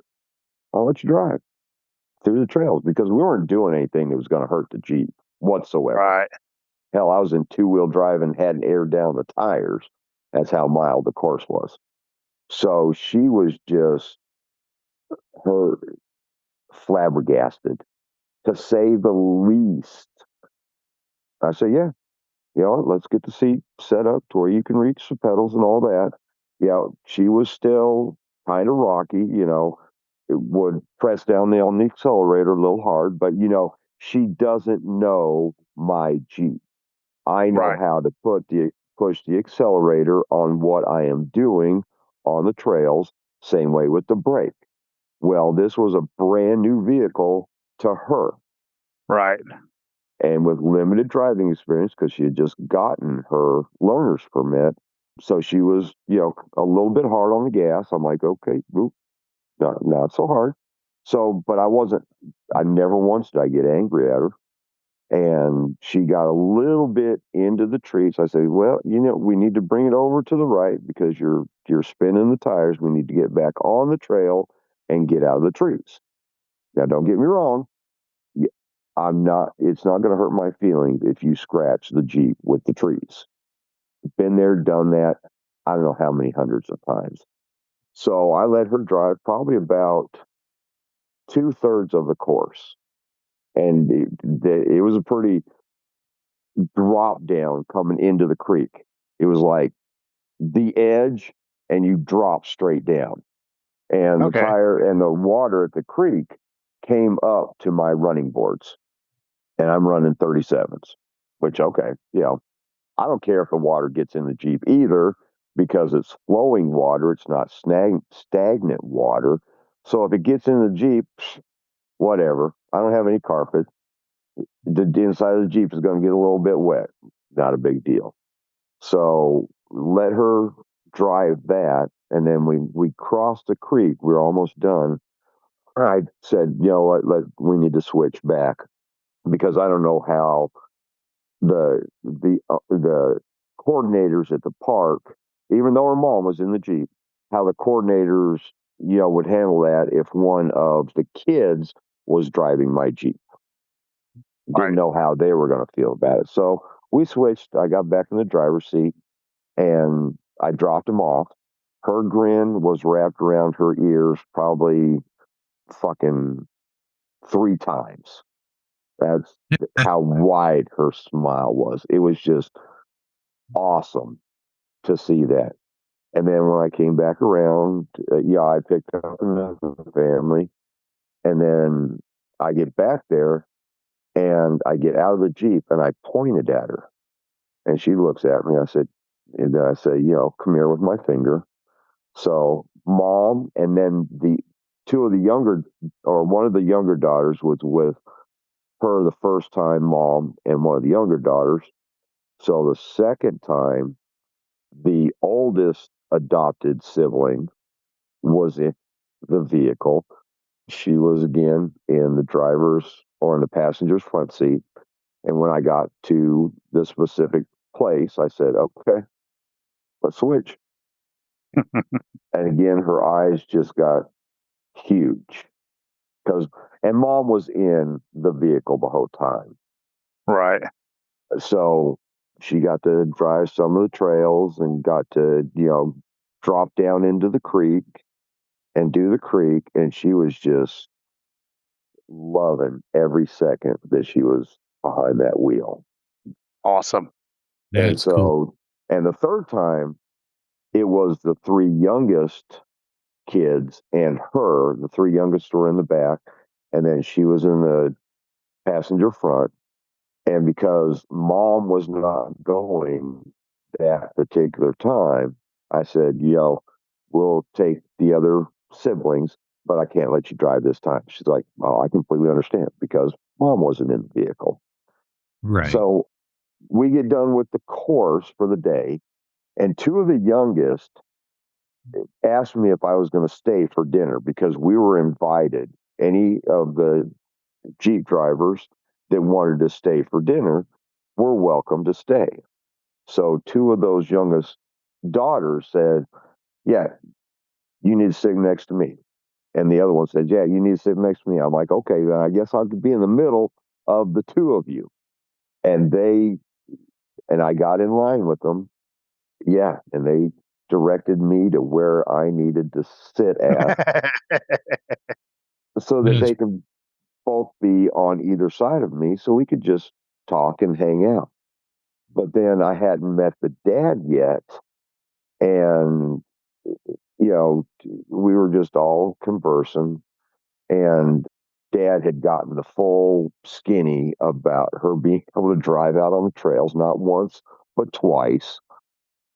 And me and dad stepped aside. I can't remember for what. And he's like, I cannot thank you enough for you allowing my daughter, not even knowing her, to drive your Jeep out here on these trails, just like that. He said, you have made such a core memory. You have no idea. I'm like, cool. And then her mom Facebooked me because my phone wasn't working out at the place. And then her daughter friended me like, what was it, Monday. So I asked her, what was the first thing that came into your head when I said, get in the driver's seat and drive the Jeep? And she told me what her first thought was. This guy is letting me drive his Jeep, not even knowing, other than the 5-minute conversation leading up to that point from when I picked him up. She's like, wow, this guy is letting me drive his Jeep out here on the trails. I'm like, sure, why not? What the hell? Oh, You ain't geez. gonna hurt it any worse than you had. Yeah, I got all kinds of pinstriping on the side of that Jeep, and I will get more, as well as more dents and nature of the beast. But yeah, to make a memory like that for her, That's cool. Absolutely is. That is way cool. that was Saturday was an awesome day because I was able to do that without hesitation. I knew she wasn't gonna hurt the fucking Jeep because I had to Right. because trust me, even though I was still in too high, I could shift it and I could control the emergency brake from where I was sitting to where I could still control the vehicle. Now, grant you, I was tapping on the floorboard, the passenger side, trying to hit the brake pedal, just like a driving instructor will do with, in driving school. But they have the pedals. Unfortunately, I didn't have the pedals, but I was still tapping on the floorboard. Right. I got nervous a couple of times, but like I said, I had control of the shifter and I had control of the emergency brake handle, so nothing was going to happen. But yeah, that was a fun day Saturday. That's cool, dude. That is cool. Mm-hmm. And hopefully, and I thought about this, and I'd never been to it, so I didn't know what was going to come about it. If that family comes next year, I'm going to pick up either mom or dad and the two oldest girls early on that Saturday morning that they're there, because I'll go to the actual camp or to the resort and I'll get all this coordinated. And we're going to go to Hidden Falls where we wheel the Jeeps at, which is the closest one. Right. And I'll pay to get them in, not a problem. But you talk about another core memory. Oh, yeah. Going out and actually wheeling a Jeep On an actual trail? Oh, yeah. on an actual trail of rocks that requires me to go to 4 low and put the lockers on, that kind of wheeling. So if they come to the camp next year, I'm going to, for that Saturday, morning and early afternoon, yeah, we're going to go out wheeling. That's cool. That is cool. And let her drive. Oh, But she would again, love that, dude. oh, she would just be so far over herself. It would not even be, that would just be the cat's meow to not only what she was able to do last Saturday with drive a Jeep, but actually go and wheel a Jeep on the trails that I like to do. Oh, yeah. Right. Oh, and yeah, I'll even let the other one, I think she's a year younger ish, and I may even let her, drive the Jeep as well. They're not going to, obviously, they're not going to crash in any cars, and I ain't going to put them into a situation where, they're going to damage anything of the Jeep. Right. But they will be over the moon. That would be cool as well. Yeah, it would be. So Yep. hopefully I don't go to see God before then. But if he calls me, hey, I can't do nothing about it. But, it'd be fun to, do that. So there's my special event of the week that I was just glad I was part of. Dude, that's awesome. That is. That's a good thing to be able to do and have a little fun while you're at it. Oh, yeah. And her not expecting what I did is just, wow, this guy is letting me drive his Jeep. Holy shit. Moment. Right. So, yeah. So, Bryan, how is Jana? the wife? Yeah. Well, everything's going good. Things are going better now. They were a little got a call from from a coworker and friend of mine. His wife lives here in town also.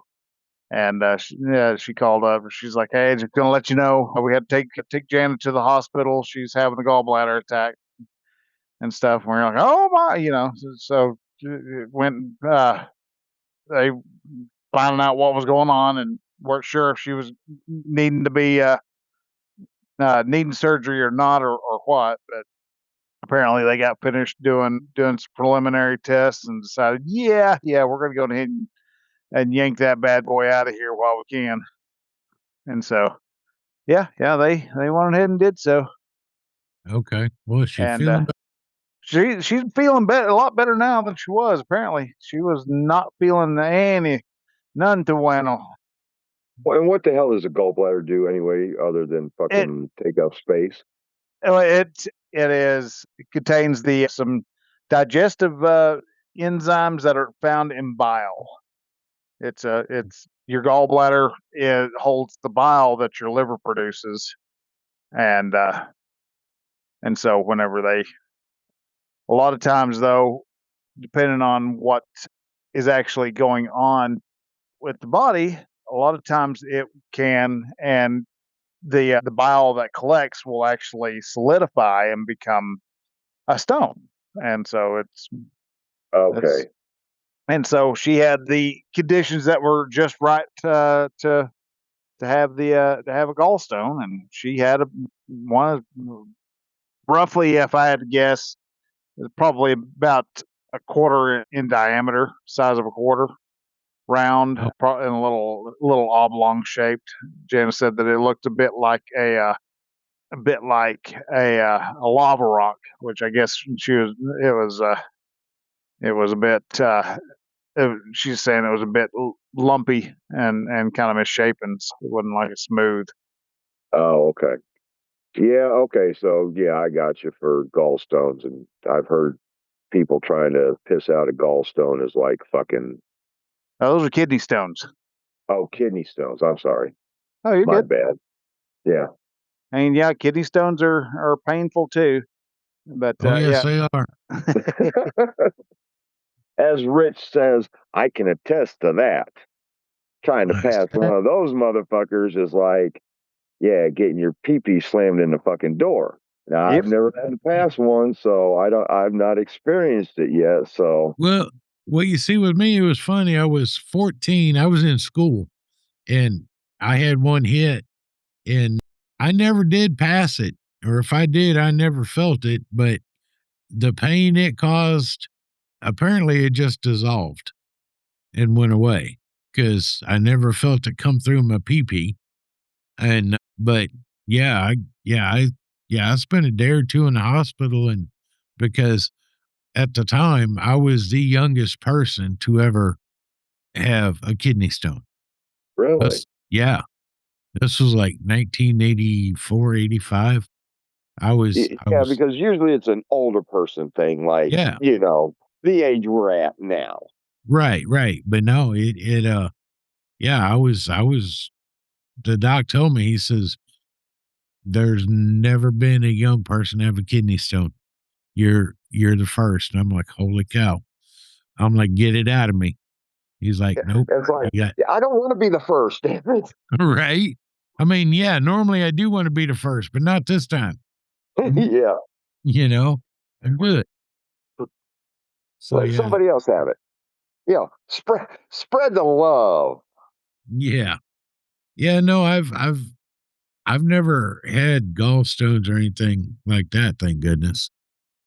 Yeah, well, I memean, about the only thing they'll do is when they go to remove the gallstones, they just take the whole gallbladder itself, and then everybody seems to say that right after you get it out for a while, anytime you eat, you better be sitting right next door to a toilet because you're fixing to have to go something bad. So her digestive system's going to be screwed up for a while. Right, right. What about like eating spicier stuff? Is that a no-go? I'm not sure on spicy. Everybody says that fats are kind of the fats and fried food are kind of the big triggers. Oh, that's just rude. I hope I never get them. Yeah, because No, I do what you gotta do. I love my deep fried foods. Oh Well, yeah. I do air fried mostly now, but I still like deep fried stuff.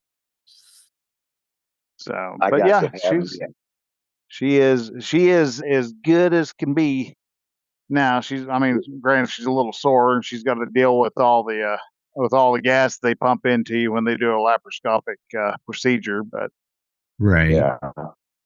other Is than that, she no, she's home doing good. now? Yeah, she's Is she home. home or still? Okay. Yeah, I mean, the operation itself took only maybe an hour and a half, Oh, Wow. okay. which is what really surprised me because he said, all right, well, they're wheeling her in. And I was like, all right, well, I figured I wouldn't hear anything for probably 3-4 hours. And it was like, it felt like about 5 minutes later, like, okay, well, we're all done. It's like, what? Did she stay a night or did they just discharge Yeah, her? no, they went ahead and stayed the night. Went ahead and had Okay. her stay the night. So, Okay. Now, were you on your off time or did you have to leave? nope. I had to leave off work and I was in northern New Mexico, southern Colorado when I got the call. What the hell you doing way up by Raton? Oh, I was north of Santa Fe.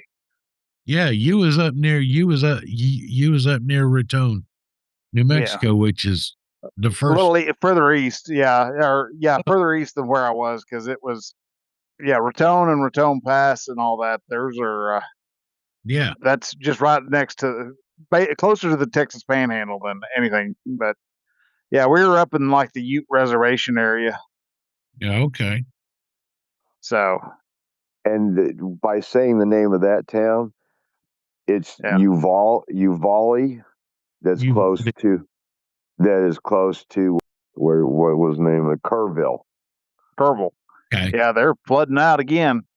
Yeah, they're having the same floods as they had. What was that? 2 years ago? Oh yeah. I think it's last year actually. No, with the camp. Yeah, Was the camp last year? I think the camp was last. If it wasn't last year, it was the year before then. Yeah. No, I think it was a year before, but they're having that same flooding in that same area right now. Yeah. And I I mean, saw that they were talking about the new flood detectors that someone invented. Came in clutch because as soon as the water hit the first notice, people were getting warnings. So that's good because I saw, they've had some of the flooding on the news, and it's also popped up on my reels on Facebook that, yeah, it's bad. San Antonio has even gotten a lot of flooding. And what I told Rich earlier, San Antonio just within these storms, got a tornado. oh, they have a small one spin up. Yeah, it was probably, I think it hit a 3. I figured F- they would have talked about that one everywhere. It was either a 2 or, I think it might have been a 2. But yeah, how many times have you ever heard of a tornado close to San Antonio? Well, they were talking about possible tornadoes popping up over in Quebec last week. so yeah, they're kind of all over the place these days. But the thing is, talking about it and actually having one in San Antonio is rare. Right. Very rare. Yep, and there's video up of it. Yeah. I mean, you just don't see a tornado in San Antonio until 20. Not often. Not since I've been living here has a tornado developed that far south that I can remember. No, same here. I used to run to Texas every week in the mid 90s. I mean, I was in San Antonio at least once a week. I was running meat down to HEB and then running produce back up. I would turn and burn them constantly. Yeah. I mean, So I do 4 loads a week. yeah, the Riverwalk Easy. down in San Antonio is flooded out right now. Really? Yeah. Yeah, I love the river walk. That is There's water on the walkways. wow. You ever rode the boat Yep. on the river through the river walk? Yep. I did that one time. Yep, that was fun. Yeah, that was a lot of fun. Mm-hmm. I loved it. Oh my God. It was hotter than hell that day. But the boats go where the people can't walk. Yeah. Yeah, and it was a nice ride. It was a decent long ride too. It was about 45 minutes, an hour. Yep. So Oh, and Bryan, you know that this week is hit week number 2, right? Yep. Thankfully, I've lucked out on my days off, so this coming week is my off week. So, well, Bryan's gonna miss it. Well, that's good, and so you'll miss it. Absolutely. And I'm just glad they did it. I'm just glad we went to, because I had to go up to Colorado and New Mexico area to pick up a pump, and hold up there. Now you don't have a ball, so now you have no reason to growl. So stop it. But so I had to bring a pump back, and that's kind of a pain in the ass because they're overweight as it is, so I had to have overweight permits for all 3 states. Right. And so it was just kind of just a pain in the butt because in Texas you can't just go and be in a general, and just drive across or anything. You have to follow a particular path to be able to get to them. So designated route, and then designated route bringing them back. Yep. So we bobtailed over there, but to head back, I had to do a designated route back, and that was out dog. That was not instead of being just a straight shot across, you have to jump off here and zip across and zip back around, and it's like, no, I don't want to go that way. Yeah, you go where they tell the equipment to go. Yep. Yeah. So another post that I saw on Facebook, and I just had to laugh at this guy because he was a truck driver. Last time they did this, they had the major hit area was up at the Texas Motor Speedway. Oh yeah. Guess where they did it again? Texas Motor Speedway. They love to stop there. Well, because they have so much room to be able to use with the parking areas. Yeah. And the guy was videotaping. He had gotten pulled over for an RSI. And then he shows the loop coming off of the highway or off of 35. Right. With all these trucks that have a DPS officer in front of them, escorting them. And they were hitting them north and south. And this guy says, I believe that. I've been sitting here for an hour. I'm losing an hour of time. I'm like, well, if you ain't even gotten up to the RSI point, you're going to be there for another hour. Mm-hmm. Because level 1 is minimum an hour of time. So he was bitching and complaining about that he got pulled over for an RSI and he was waiting in line. And I'm like, well, dude, you don't have to fucking drive a truck. Yeah, but see, the thing is, that guy probably gets paid mileage and not hourly. That's fine. That's the path he has chose, is to get paid by the mile. You better expect that you're going to be getting pulled over for an RSI at any point during your destination. Oh yeah, I know, but yeah, it's when you're waiting for an hour and then it takes minimum 30 minutes for the shortest time for like a level 3. Well, level 2 is 30 minutes. Level 1, you're going to be there for an hour. Yeah, but that's 2 hours lost on your day. and about 100 miles, a little more, depending on how fast your truck goes. You know, so that's, I mean, it hurts, but it all works out in the wash. Right. But everybody knows that it's coming. So be prepared. And I understand that this guy probably, got paid by the mile, which, okay, that's how he wants to drive. That's on him.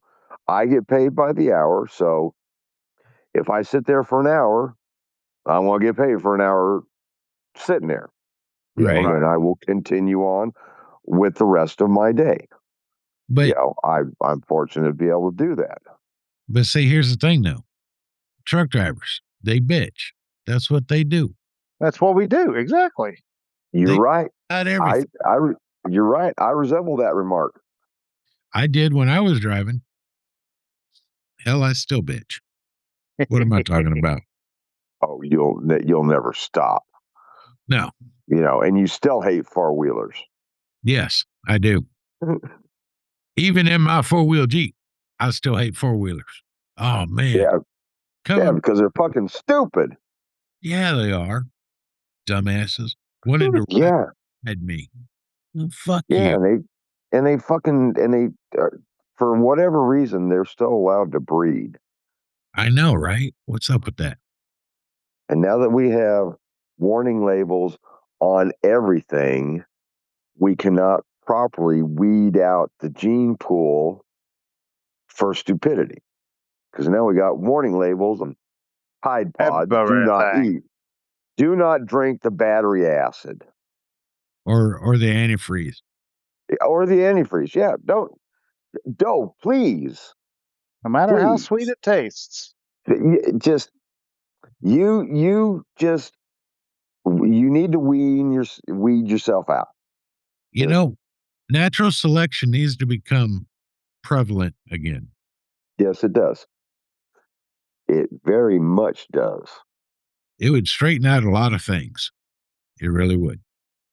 That's one reason why I think a sane asylum should make a comeback, because I think you'd see a lot of people with mental illnesses suddenly stop talking about mental illnesses. Right. And be like, I don't know about this mental illness stuff. What mental illness? I don't know anything about no mental illness. Yeah. Really. Yeah. Oh, yeah. Bring them back and put a few of these pink, blue, purple-haired liberals in there. Uh-huh. Yeah. Go ahead and actually declare liberalism as an actual mental disorder. No, that would be fucking back to 2. Awesome. Yeah, I was gonna add a comment to that, but it fucking jumped fucking rails again. Wow. It's amazing how quickly you can think of something and how quickly that thought just goes poof, like a rain cloud. Oh, yeah. Poof, like a fart in the wind. Oh, Bryan. Yo. You weren't on when I told dude, but I had got my partial back, so I have all my teeth now. Yay! We can see you smiling again. Maybe. And he doesn't have to gum. No, it's a tad easier to eat. I mean, I could eat without them, because while I was when I had these teeth pulled and everything, and my gums were healing and all like that, and I didn't have anything, I kind of learned how to eat. And then, like I was telling dude, these broke back in May, and I had to wait a couple weeks. And then I got mad when, I wouldn't say mad, I got upset when they're like, oh, it'll be 2:00. Kiss my ass. I'm not waiting around for that. I'll be back. And so I had to go yesterday and get an MRI on my back. And so I stopped into the dentist and was like, I want to pick up my partial. So they put me in there, gave me my partial. I popped it in. They're like, it good? I'm like, well, it's a little loose, but no, it's good. I won't worry about it. It's a little loose, but I'm good. I'm out. Yeah, I know. I was too. See, gone. And then I went and did the back MRI, and it was funny. I didn't even realize I wore my Jeep in the Coast shirt, right? And the MRI dude, he's a big old boy, right? He's cool as shit. He saw my shirt, and we got to talking about Jeep in the Coast. Well, he's a Jeeper as well. And cool. So we was talking about that. And he had asked me if I'd went this year. I said, yeah, I went for a little bit. I didn't go. Well, it was mostly raining during Jeep in the Coast. So that's why I didn't go until Saturday, I think. Yeah, Saturday.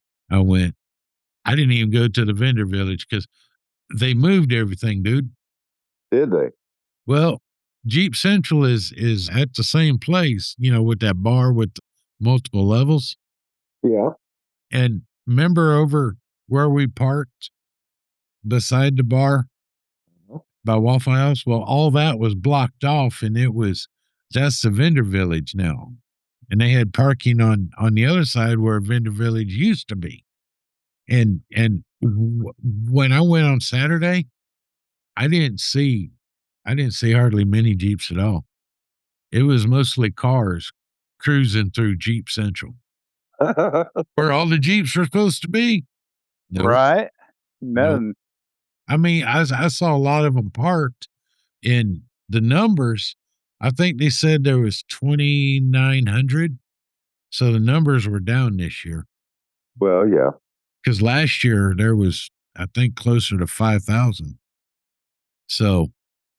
Yeah, because I went last year, not this year. Yeah.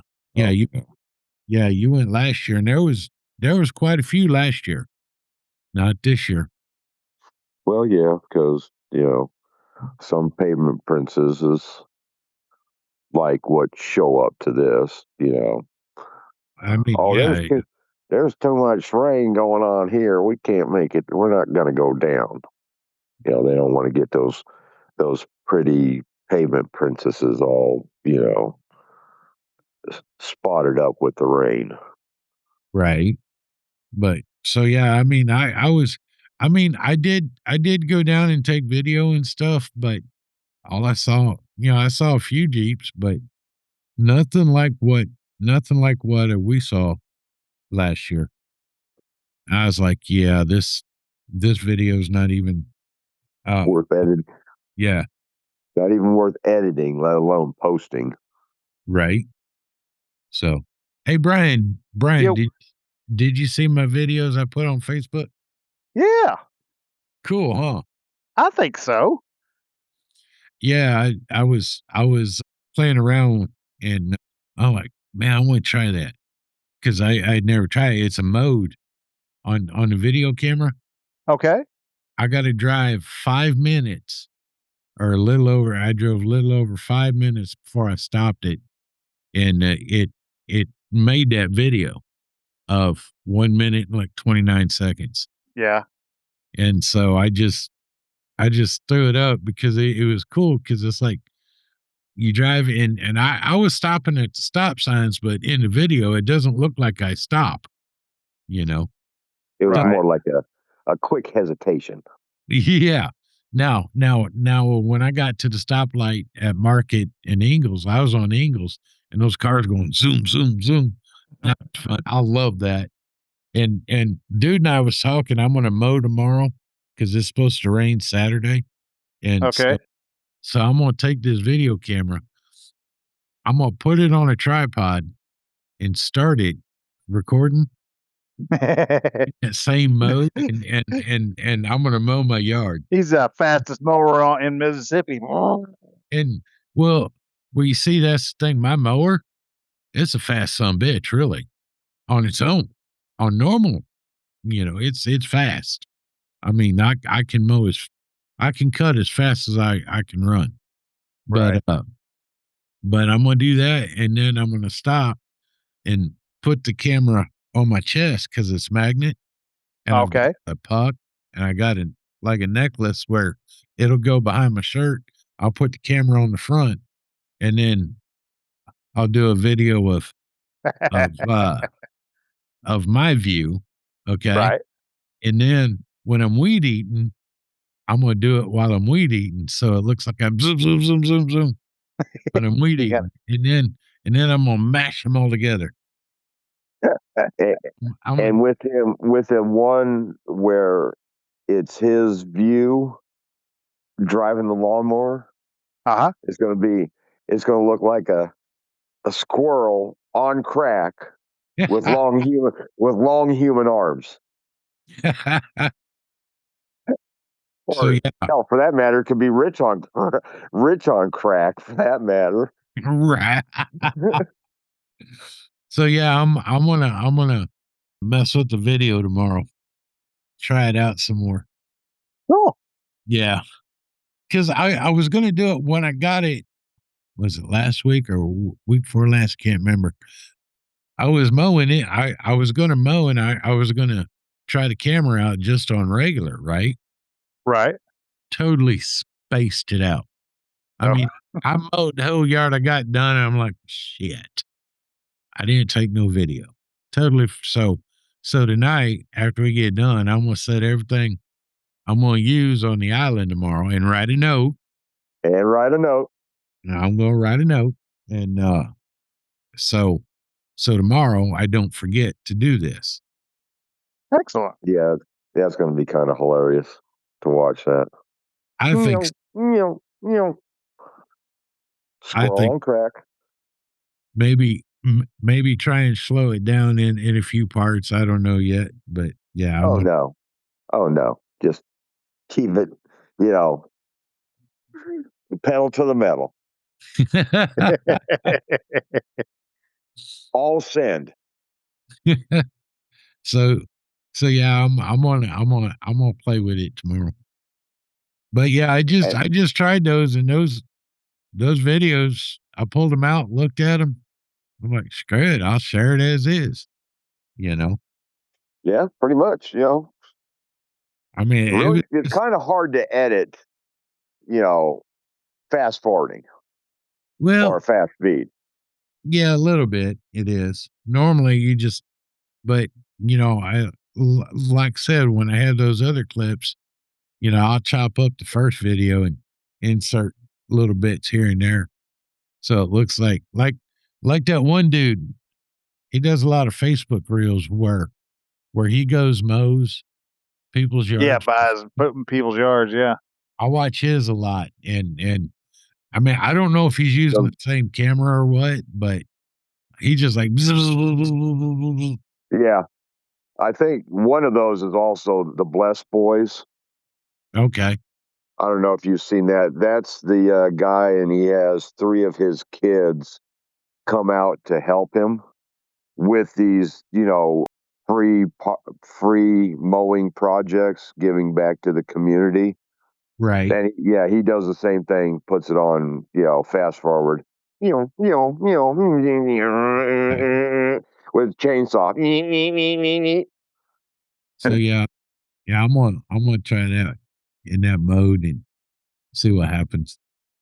Yeah, there's 3 or 4 separate individuals that do that kind of stuff, and they have their TikTok or Facebook, whatever their primary aspect is. Yeah, Right. there's like 3 or 4 of them that will go out into the community and, help individuals. That's cool. Which is absolutely awesome. Because, again, they don't have to, use their time, like that, but they thoroughly enjoy it. And I like watching the Blessed Boys because he has his sons out there with him. Right. Yeah, I'd never seen them. Yep. And, and even with, and I don't know the side aspect, but it doesn't, his boys seem to enjoy as much as the dad does by helping somebody in need with lawn care. And I mean, they do some of the worst of the worst lawns that have gotten notices from the city for, this and that for their, lack of lawn care. Right. Yeah. Yeah. Which is outstanding if they have the financial needs, and they own a lawn care company, so they have all the equipment with the mulchers and all that other stuff. So with them having all of that, I wouldn't be able to go out and do it because all I have is a push mower. Right. But they have all the tools necessary, so it is a blessing. But I know the one that you're talking about, Rich. I don't remember his name, but I've seen him several times. Okay. Yeah. Yeah. He pops up on my Facebook. Yeah, and I'll sit there and watch usually they're about a 3 to 5 minute video. I'll sit there and Yeah. watch it. Oh yeah. Yeah. TikTok just made me mad. Oh. Yeah. Yeah. Yeah. One of my videos I posted, I used the music from Insta360, which is royalty free music, and TikTok muted it. Yeah, because it didn't have. But that's the thing. I got it from Insta360, so it's usable. Well, and how many Well, millions but of the videos problem get is that posted? somebody. So I bet you dollars to donuts. What happened is somebody decided to actually take that Insta 360 song and copyright it. Do what? They Or probably somebody made a copyright claim on it once, so it's tied to them. It's the same way as what happens on what's the damn YouTube. There's people that they're just copyright trolls, and they'll they've put copyright claims on people who've made their own music. See, that's just messed up. Oh yeah. Just like all the fraud schemes up in Minnesota and just all the fraud schemes in general. Mm-hmm. Yeah, just why it can't be a firing squad punishment when you go over X amount of dollars. Yeah. You over $1 million, you know what? You get convicted, next day firing squad. And just like that kid, that hit the back of my truck, I'm sorry. No, you fucking ain't. Right. Because you're fucking up, and you weren't sorry for the last 30 miles that you were putting everybody's lives in general or in danger. You're just sorry because you fucking caused a major accident and got caught. But you weren't sorry the last 30 miles. They're not fucking sorry. Well, technically they are sorry fucking individuals, but they're not sorry for what they're doing with all the Medicaid fraud and, all the other fraud. They ain't one bit sorry. Maybe one day I should do that and get my Maserati that I want. What do you think? Go for it, man. Can't hurt. Until you get caught. And then it's going to hurt like hell. Right. Because you're going to meet somebody by the name of Bubba, and he's going to grab some sand out of the fucking off the yard and use it as lube. Yeah, then you're going to be sorry. And the ones that are doing it is just, 90 plus of them aren't even fucking U.S. citizens, which is a lot sorrier because they're just fucking sorry ass individuals. Oh, did you hear that Lindsey Graham died? Yeah. Yeah, I did. Yeah, had an aortic dissection is what they call it. Yeah, and I didn't watch it, but I saw where the news is explaining what an aortic dissection is, and it's like, guys, just let he had a heart attack. He had a tear in his heart, in his aorta. Yep. It happens. It's not. I mean, I don't understand why they needed to make a news cycle out of it. Well, because everyone's talking about Mitch McConnell being missing in action, and so they're. Yeah, I saw that too. But all these people get killed or raped by illegal aliens. Oh, that's not newsworthy. And I understand Graham was a sitting senator. I get that. It was totally unexpected. Now the flags will be flown at half mast for 20 days or half staff for 20 days. And I was wondering why initially, because I had saw a couple of flags that were at half staff. I'm like, okay, who passed away? And then I saw it on the news that Lindsey Graham had passed away, and now his wife is sitting in the seat until midterms. No, his sister. Okay. Yeah, it's a sister that's there because he actually adopted his sister after his mother and father had passed away. Okay. Oh, okay. I didn't know, but yeah, I saw they had let his sister finish out his term. Yeah, because she's in politics in some way, shape, or form. Yeah, I'm not sure how. I didn't read up on it, but neither have I.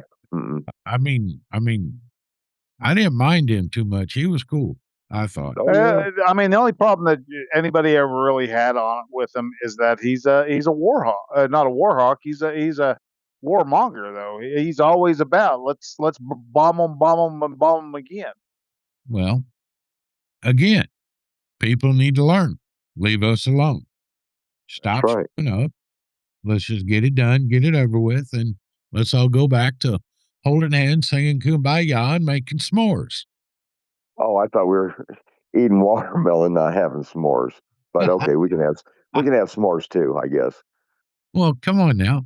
This is America. We can have both. That's right. Let's have both. No. Well, and again, what we talked about earlier, Rich, God is going to take you when He wants you. And He's not going to ask. Oh no. He's just going to say, "Come, be with me," and that's it. End of the discussion. Hey, Bryan, have you heard anything about Mitch McConnell?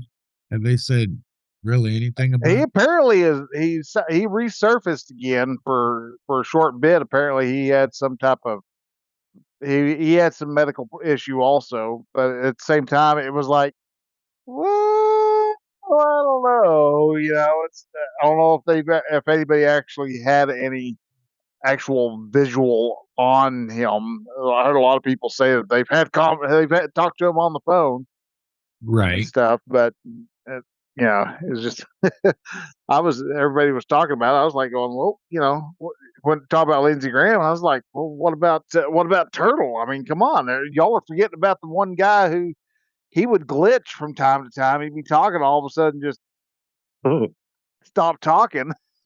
So that was Biden.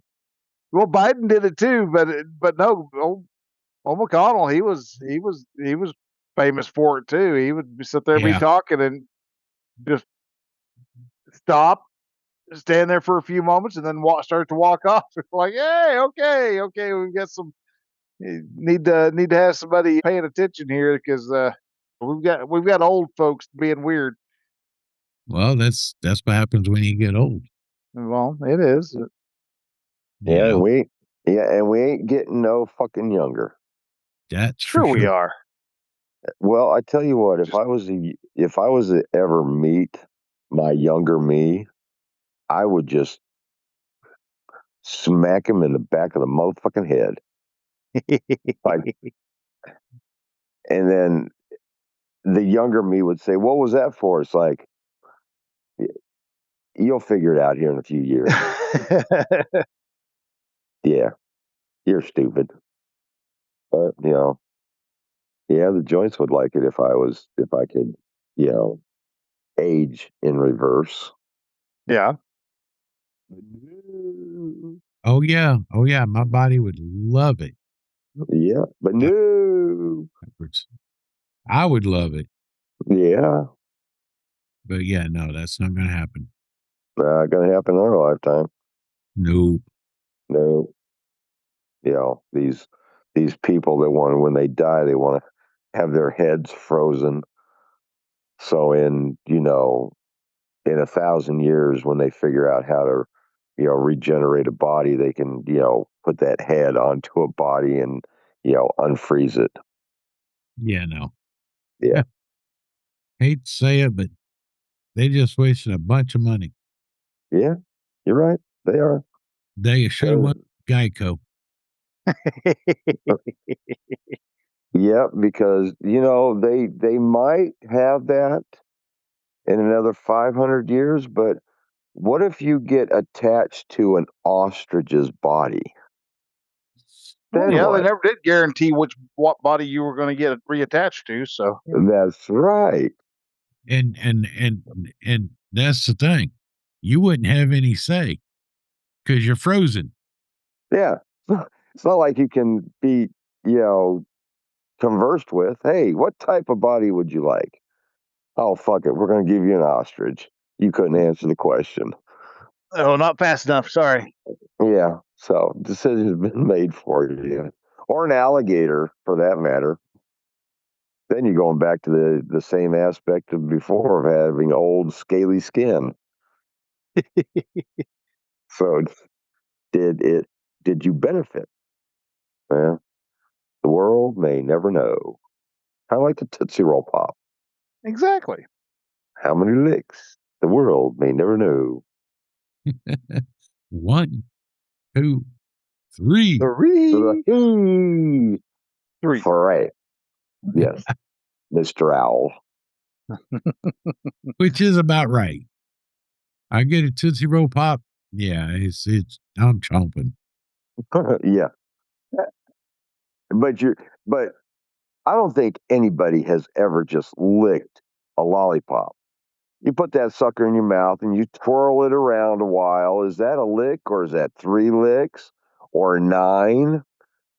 What is the equivalent when you swirl it around in your cheek, getting that size down before you chomp, and then, because you got to get to Tootsie Roll as quickly as you can. Oh yeah, definitely. Yeah, eventually you got to have it. You want the reward when sooner or later. Yeah, or you could have just went and bought a fucking bag of Tootsie Rolls. Well, that I do. Yeah. But it's not as fun. That's the thing. It's not as fun. I mean, right. I like Tootsie Rolls, and do not put a bag of freaking Tootsie Rolls by me because they'll be fucking gone in one sitting. I'm not going to lie. I'll tell you right now. And the whole time you're going to be bitching because you can't get into the wrappers fast enough. Right. That's why I don't eat much Tootsie Rolls. Because I will tear into a bag and they will be gone. I am bad about that. Yeah, ditto here. That's like bit of honeys. You can still find them. Oh my God, yes. I'm the same. Yeah. You just can't stop. Once you start, it's there. Oh, you can't just eat one. No. Can't just eat 20. One. No. Right? You can't just eat 20. No. Well, and you may just only be able to eat 20 because that's probably how many there are in the bag. Maybe, yes. So no, I usually get the giant Easter or a Halloween bag. So no, there's like 500 of them in there. I'm usually on the cusp of going into diabetic shock. Usually by the time I get finished eating one of those. Right? Oh yeah. Again, because you can't just have one. No. You can't have just 20 either. Ever on those.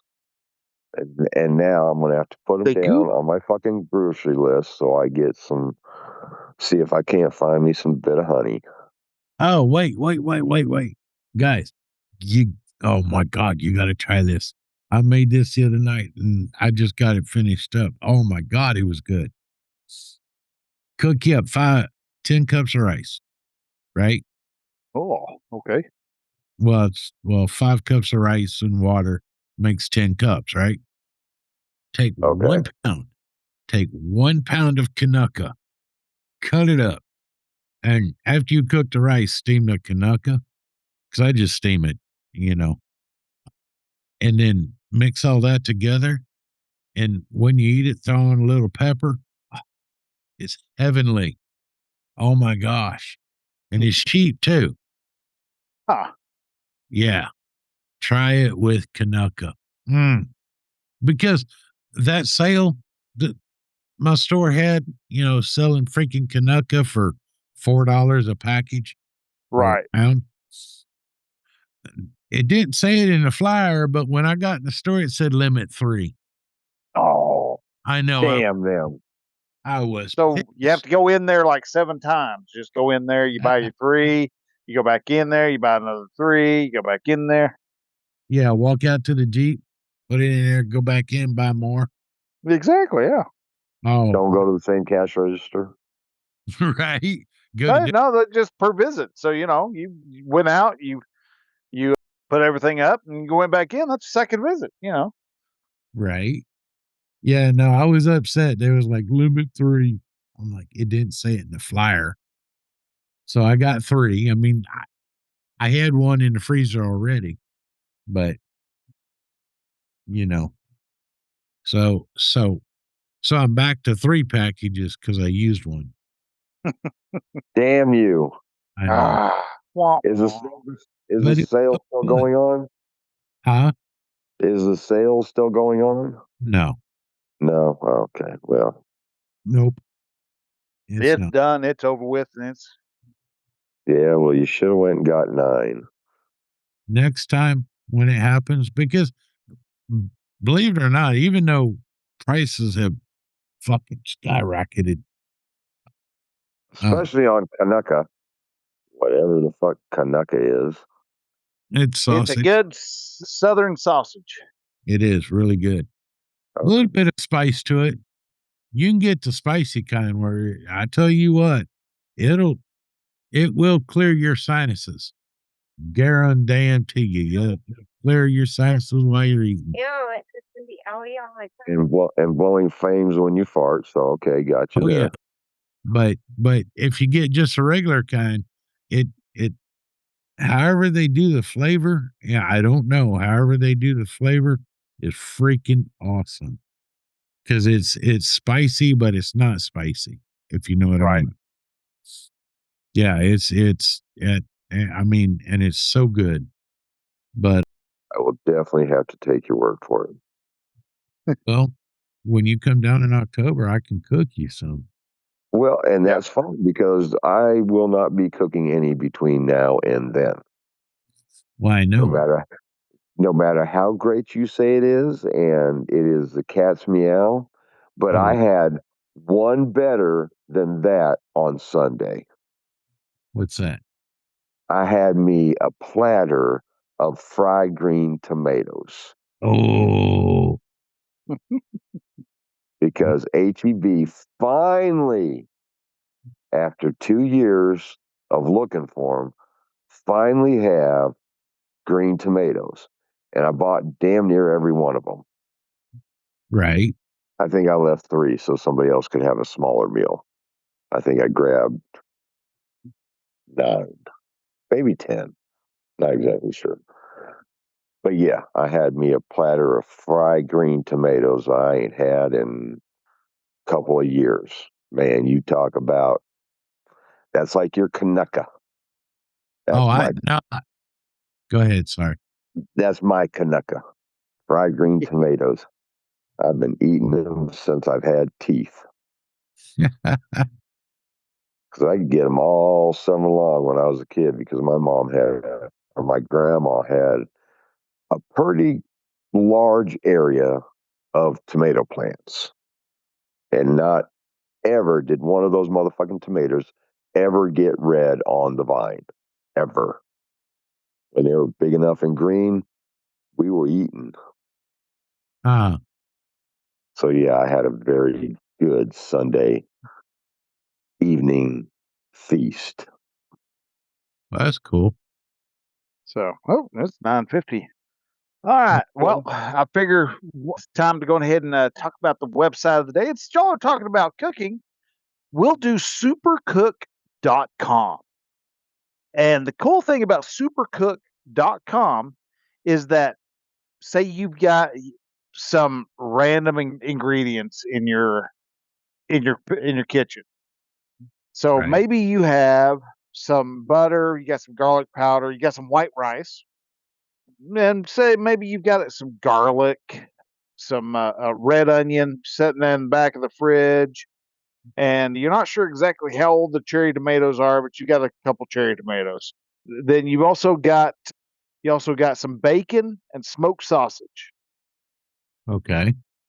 You can enter all those different ingredients together and see recipe, and it will slap together some different recipes that you can use those with. So with just those 8 ingredients that I had was 576 different types of recipes. Really? Did you try any of them? No, I haven't yet. I've been out in the out on location. This was a new one that I come across, and so I didn't have a kitchen. So Wow. Well, you see, that's where, Bryan, get a camp stove. yeah, I need one. And take it with you. You can cook. I mean, I've always got a camp stove just in case, hey, fat boy's gonna eat. Oh yeah. That's all. Yeah, he's gonna eat, and he's gonna eat himself some kanaka. Yes, I am. Hell yeah. Bryan knows. Oh yeah, no, Kanaka is a yumma. So yeah, you got things like just something simple, like if you air fryer sausage recipe, you got some smoked sausage and fried cabbage, if you happen to have cabbage, because it comes up and says you're missing cabbage. But bacon sausage bites, and it comes up saying it tells you what you're missing. But you can also, see here, let's see here, microwave rice, tomato butter, compound butters. You can make some garlic butters. So you can eventually find a decent copycat Papa John's garlic dipping sauce recipe. Basmati rice, how to cook white rice. So we've got a bunch of rice recipes. See, really easy crispy bacon. Okay, so we've got our bacons. So let's get down to some how to make ghee. You want to know how to make ghee? You can make some ghee. I've heard of ghee, but I've never. It's clarified butter, essentially. Oh, okay. Clarified butter that's been allowed to solidify. Okay. So. Yeah, I got. Well, just of the ones I picked that I currently have in my kitchen right now, and it's not all of them. It says I can make 1,482 recipes. Yeah. It says I can make onion rings. Make some onion rings. Some crepes. I got stuff to make crepes. Yeah, I guess I probably need to throw a few more ingredients in because I'm just getting shit tons of how to make bacon or how to homemade bacon salt. Like, well, okay. I mean, I like bacon, but let's take bacon, crumble it up, and throw it into something else. Take the rice. I need to make some more ham salad. Ham salad. Yeah, ham salad. I got ham that's cubed. Oh yeah. Yeah, because of cubed ham, smoked ham. Okay. I got a little food processor. I throw that in there, and then mince it all up. Yeah, throw in the mayonnaise. Oh, and I'll tell you what, in ham salad, to set it off, celery salt, just a little bit. Oh yeah. God, celery salt is like the bull, and Unless you put too much, and then all of a sudden it will destroy a meal in no time flat. Yeah, it will. It can, but that's where. Yeah, it don't take much, but you get it right, it's perfect. But yeah, and then I'll throw it in a bowl, throw it in the fridge, let it cool down for a minute, and then I'm eating ham salad sandwiches. For You know, days, if need by be. God, hey, I ain't scared. I love ham salad, and because in the store, I don't know about down there in Texas or in Oklahoma, wherever you're at, Bryan. Down here, ham salad that's already prepared is like $10 a pound, $8 to $10 a pound. Oh, Yeah, damn. Yeah. yeah.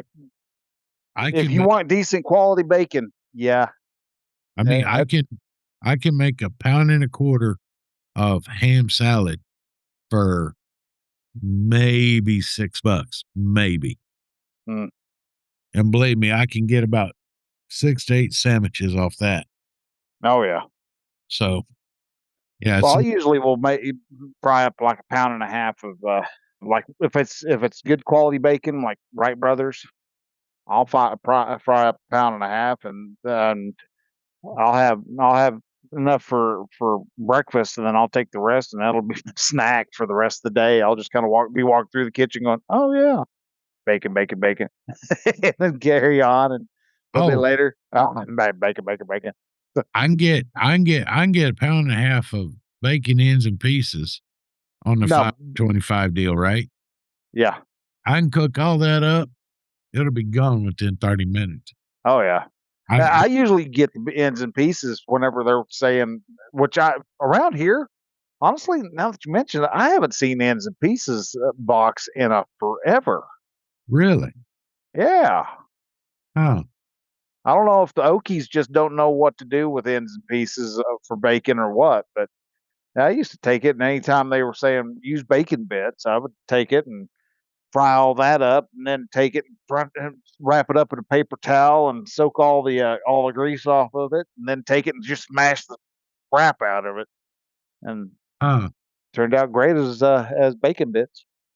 well, yeah, but no, you see down here, I mean, regular bacon, the whole length bacon, you're looking at anywhere from $5 to $8 a pound down here.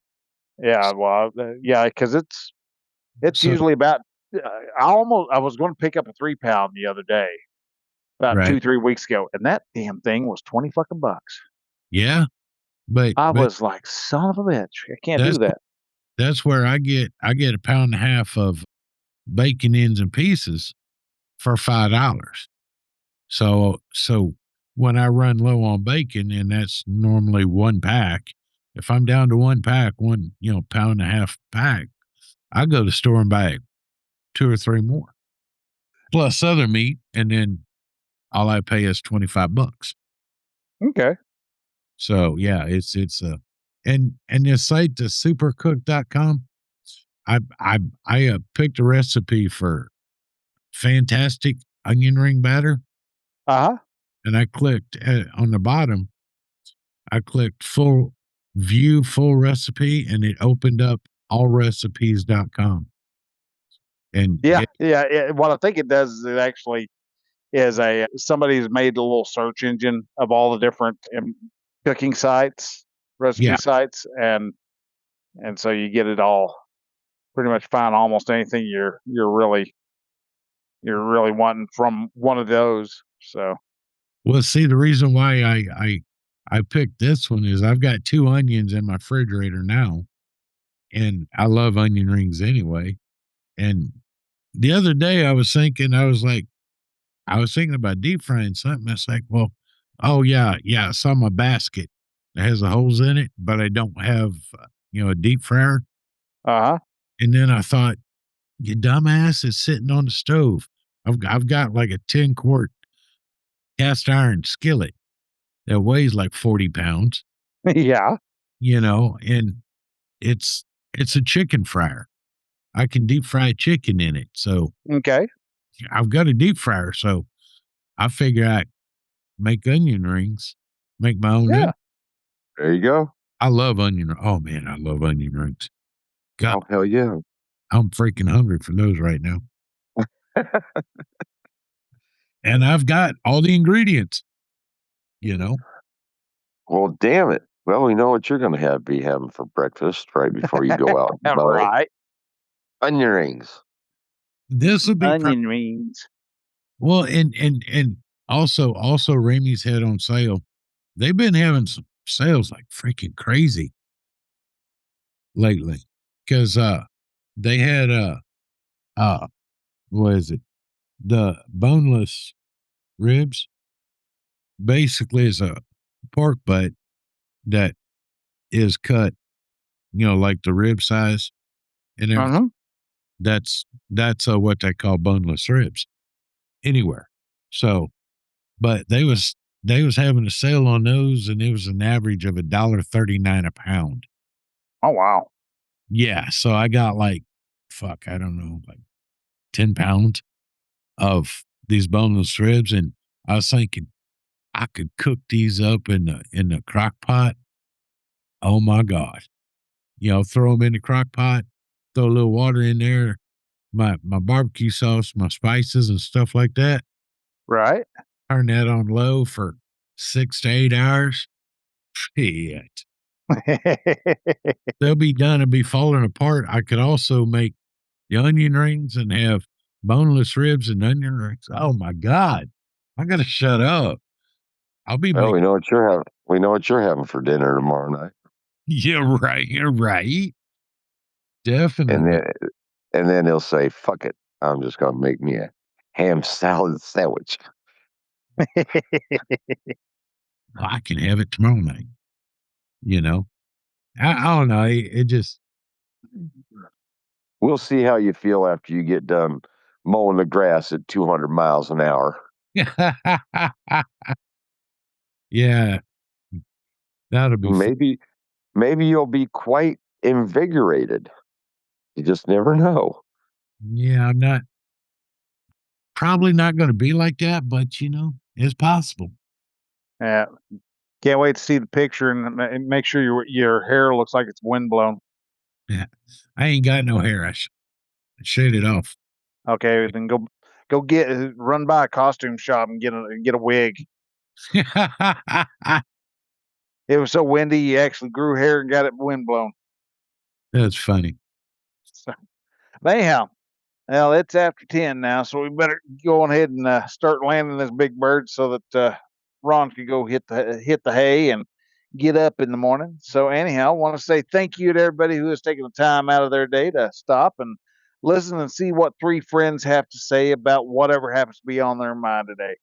And a lot of it is just because we are the good friends that we are, that we get to have the conversations that we have.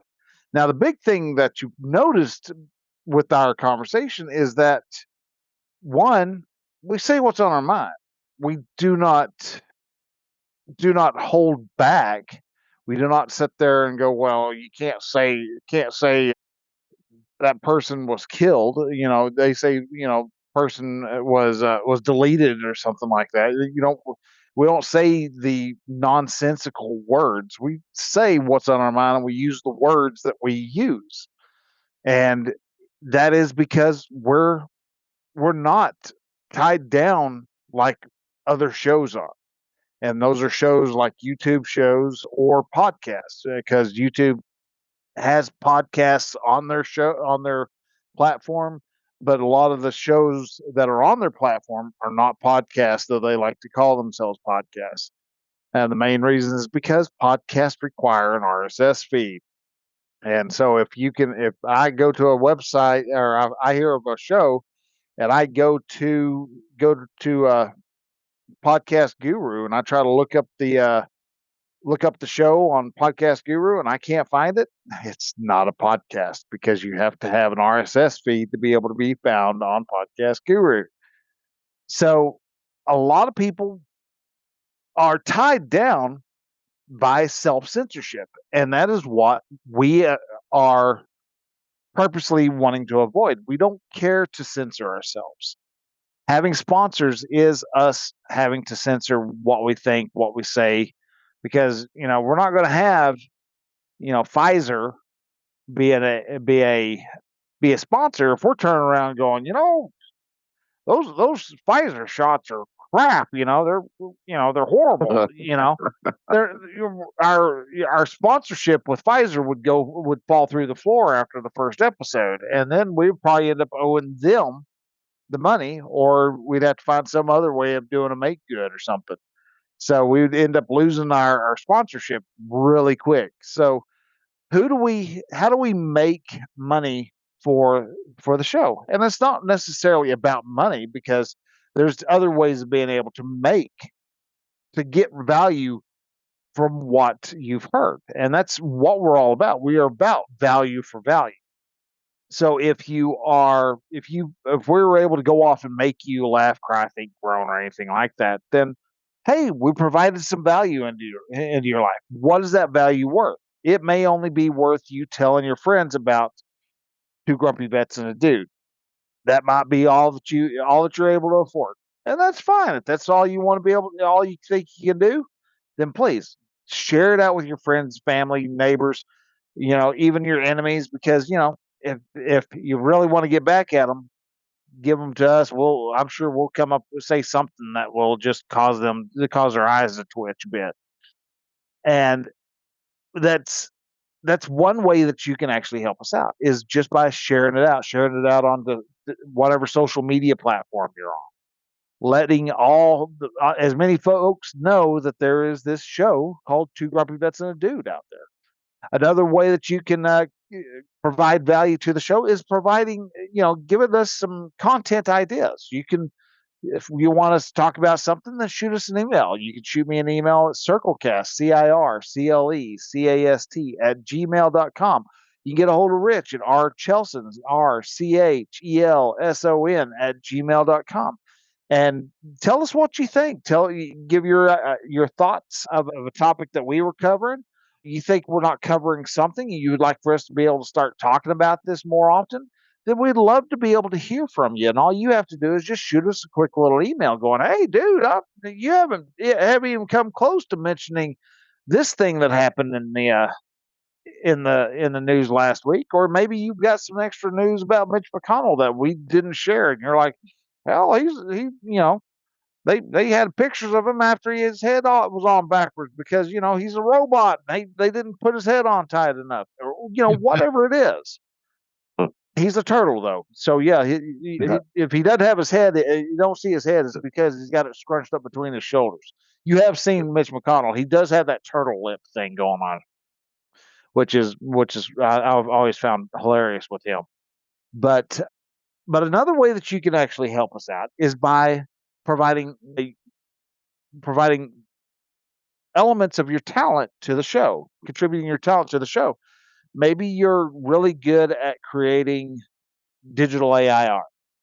Well, make the art 2,000 by 2,000 pixels and email it over to me or Rich, and we would love to take it, and we will, if we like it a lot, we'll put it as the episodic art. Or if it's one we like, but we don't like it quite as much as the episodic art level, then we'll put it as just chapter arts, and we'll put it in with the coinciding piece of chapters that we're talking about, whatever it is that you have a piece of art created for. So there's those two different ways that you can help. And the third way is with treasure. You got your time, you got your talent, you got your treasure. And treasure is just as it sounds. It costs money to be able to run the podcast. Now, our podcast is very low budget. I'm sure I'm hearing a lot of people. I think that's what I'm hearing, is a lot of people going, no shit. But still, we're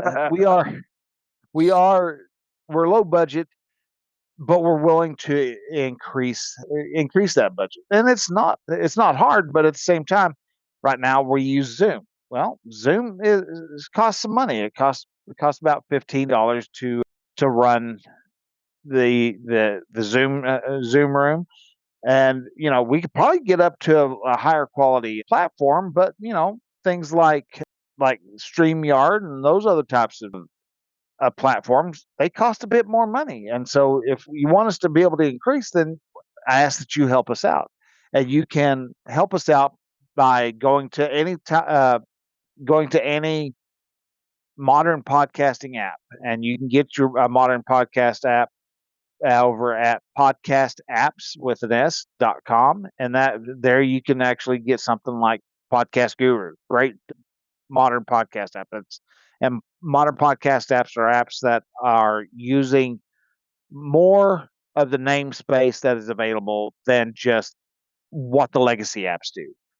Apple and Spotify, they have a few of the podcasting 2.0 stats, or it's not stats, but name tags out there, but they don't have like the funding tag. The funding tag, if it's available, will give you a support this show button on the show page. You click that, and you can you'll be taken, like for us, you'll be taken over to our PayPal page, and there you can donate whatever you like. You may have only $5 to give. God bless you. If you want to donate $5 to us for a one-time deal, then we're grateful for that. We are incredibly grateful for any of the help that you provide, and we aren't just going to go off and receive the money and go, "All right, well, great, sweet, we got one person that did that." No, we're going to mention you. We're going to give you a shout out. You give a message. You want to say something, beautiful. Then go ahead, give us a shout out, give us a message, and let us know what you're thinking. If you want to do more than $5, then please do it. If you can only do $2, okay, then do $2, $1, whatever. But provide what you believe that we earned. All right. So whatever the value is, that is what you believe. I have no say as to how much money you have, or B, what we are worth to you, because we're not going to match. And besides, I would rather you give what you want to give, because that is where you are giving completely to the show. You only got, like I said, $2, and that's all you can afford. Well, then that's the richest $2 I've ever received. And we are incredibly grateful. And we're not going to just take the money and go, aha, there we go. We got a little hookers and blow money now. No, we're going to take it and we're going to apply it to the show and make the show better and help y'all. And that way y'all get even more value in return. It's a cyclical thing where I provide value, you give us value back. That value gets put into the show, which gives you more value, which allows you to be able to actually contribute more if you deem that it's worthy of that. So however much you like, we're always grateful, and we'll always be grateful. And so with that, I want to say again, thank you very much for listening. And Rich, what do you have to say? Well, first off, Bryan, I want to say I love you, brother, but fuck you. Okay. No. Well, what? No, let me explain. Just supercook.com and all these recipes for just the ingredients. Oh my God. I'm sitting here. I've found like 3-4 more recipes that takes 4 ingredients. Fat boy's going to get fatter. Okay. Good. Yay. We always like fatter. I mean, it is when I said that, the doctor may not like fatter, but no, doctor won't like it, but when I said that, I was meaning that with all the love. I know what you're meaning. Because it's like, oh my God, I'm sitting here. It's like, oh man, these are so simple to make. It's like, so yeah, I'm gonna be doing cooking. I got eggs, milk, salt, pepper, and flour. I can make egg noodles. So there you go. Make it homemade egg noodles. Yeah. Oh man, I tell you what. I mean, I love scratch cooking. But anyway, if anybody's still listening or just popped in, thank you. I appreciate you listening to us ramble and talk about whatever. It's it's great to have y'all keep coming back and listening. So yeah, I want to thank you and ask you to share this out. Share this out to everybody you can. Your loved ones, your family, maybe not your kids, but if they're older, yeah, okay. If they're younger, Probably not so much, but hell, your boss, especially if you hate your boss and your boss gets upset at everything, let him listen to our podcast. We will definitely send him reeling or her. I won't designate that. Because if I do, we get emails like you did bite me. Anyway, no, seriously, thank you for listening. And I mean, we enjoy doing this because we get to, hang out each week with each other and everything like this. And I get to see Dude in October. Bryan, I don't know when I'm going to get to see him. Yeah, I'll get to see. I'll see you here sometime in the future. Yeah, it's been what, a couple years now? Yeah, it's been 2. Oh, yeah, I was kind of thinking that I got to stop looking at this site. I got to save it though. I got to save this site. Sorry. All this food is just dang. But yeah, no, it's y'all join the fun and share it out with us, and send us an email.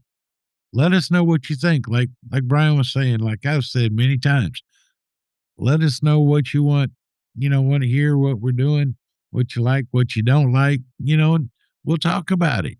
rchelson@gmail.com is my email, and you can send one to Bryan at circlecast@gmail.com. We'd love to hear from you.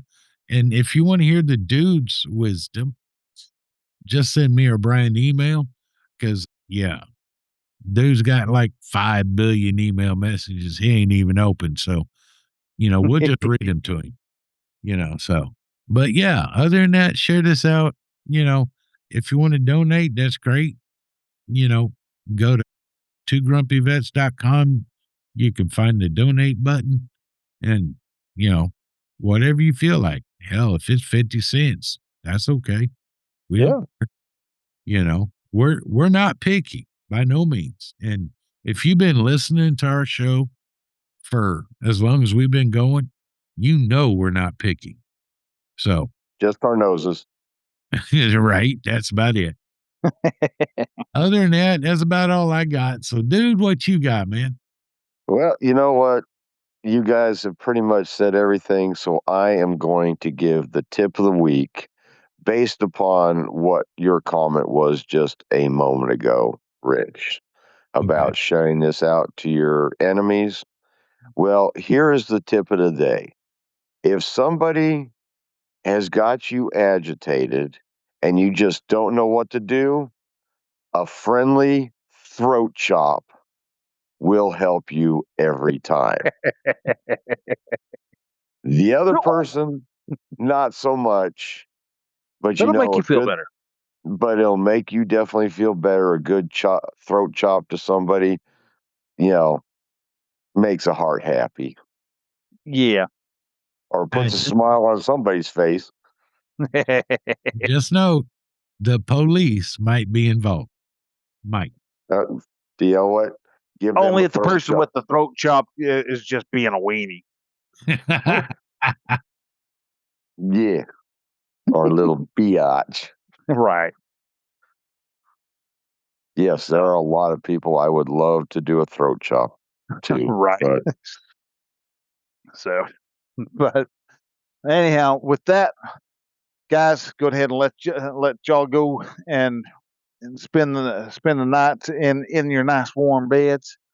And I'm going to make sure the dogs don't bother Jana too terribly bad, and I'm gonna sleep on the cot in the living room so that Rain is able to lay beside me and get some sleep myself. So the reason why I'm not in bed is because, like I said, the dogs get too crowded, and since they with the laparoscopic thing, they do like 5 little incisions on Jana. So instead of cutting her in half. Yeah. Well, glad she's okay, and hell yeah. I'm glad she's okay too. Make sure she gets to feeling better. Absolutely. So,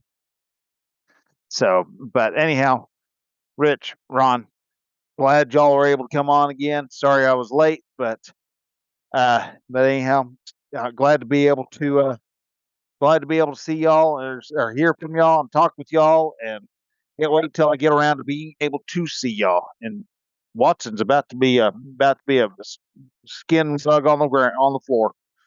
You don't shut up. So anyhow, guys, y'all take care. Y'all have yourselves a good rest of the night, and we will see y'all next week. So till then, bye. Later. Peace out. All right, guys, we'll catch y'all a bit. All All right. right. You guys have a good rest of the week. You too, guys. All right.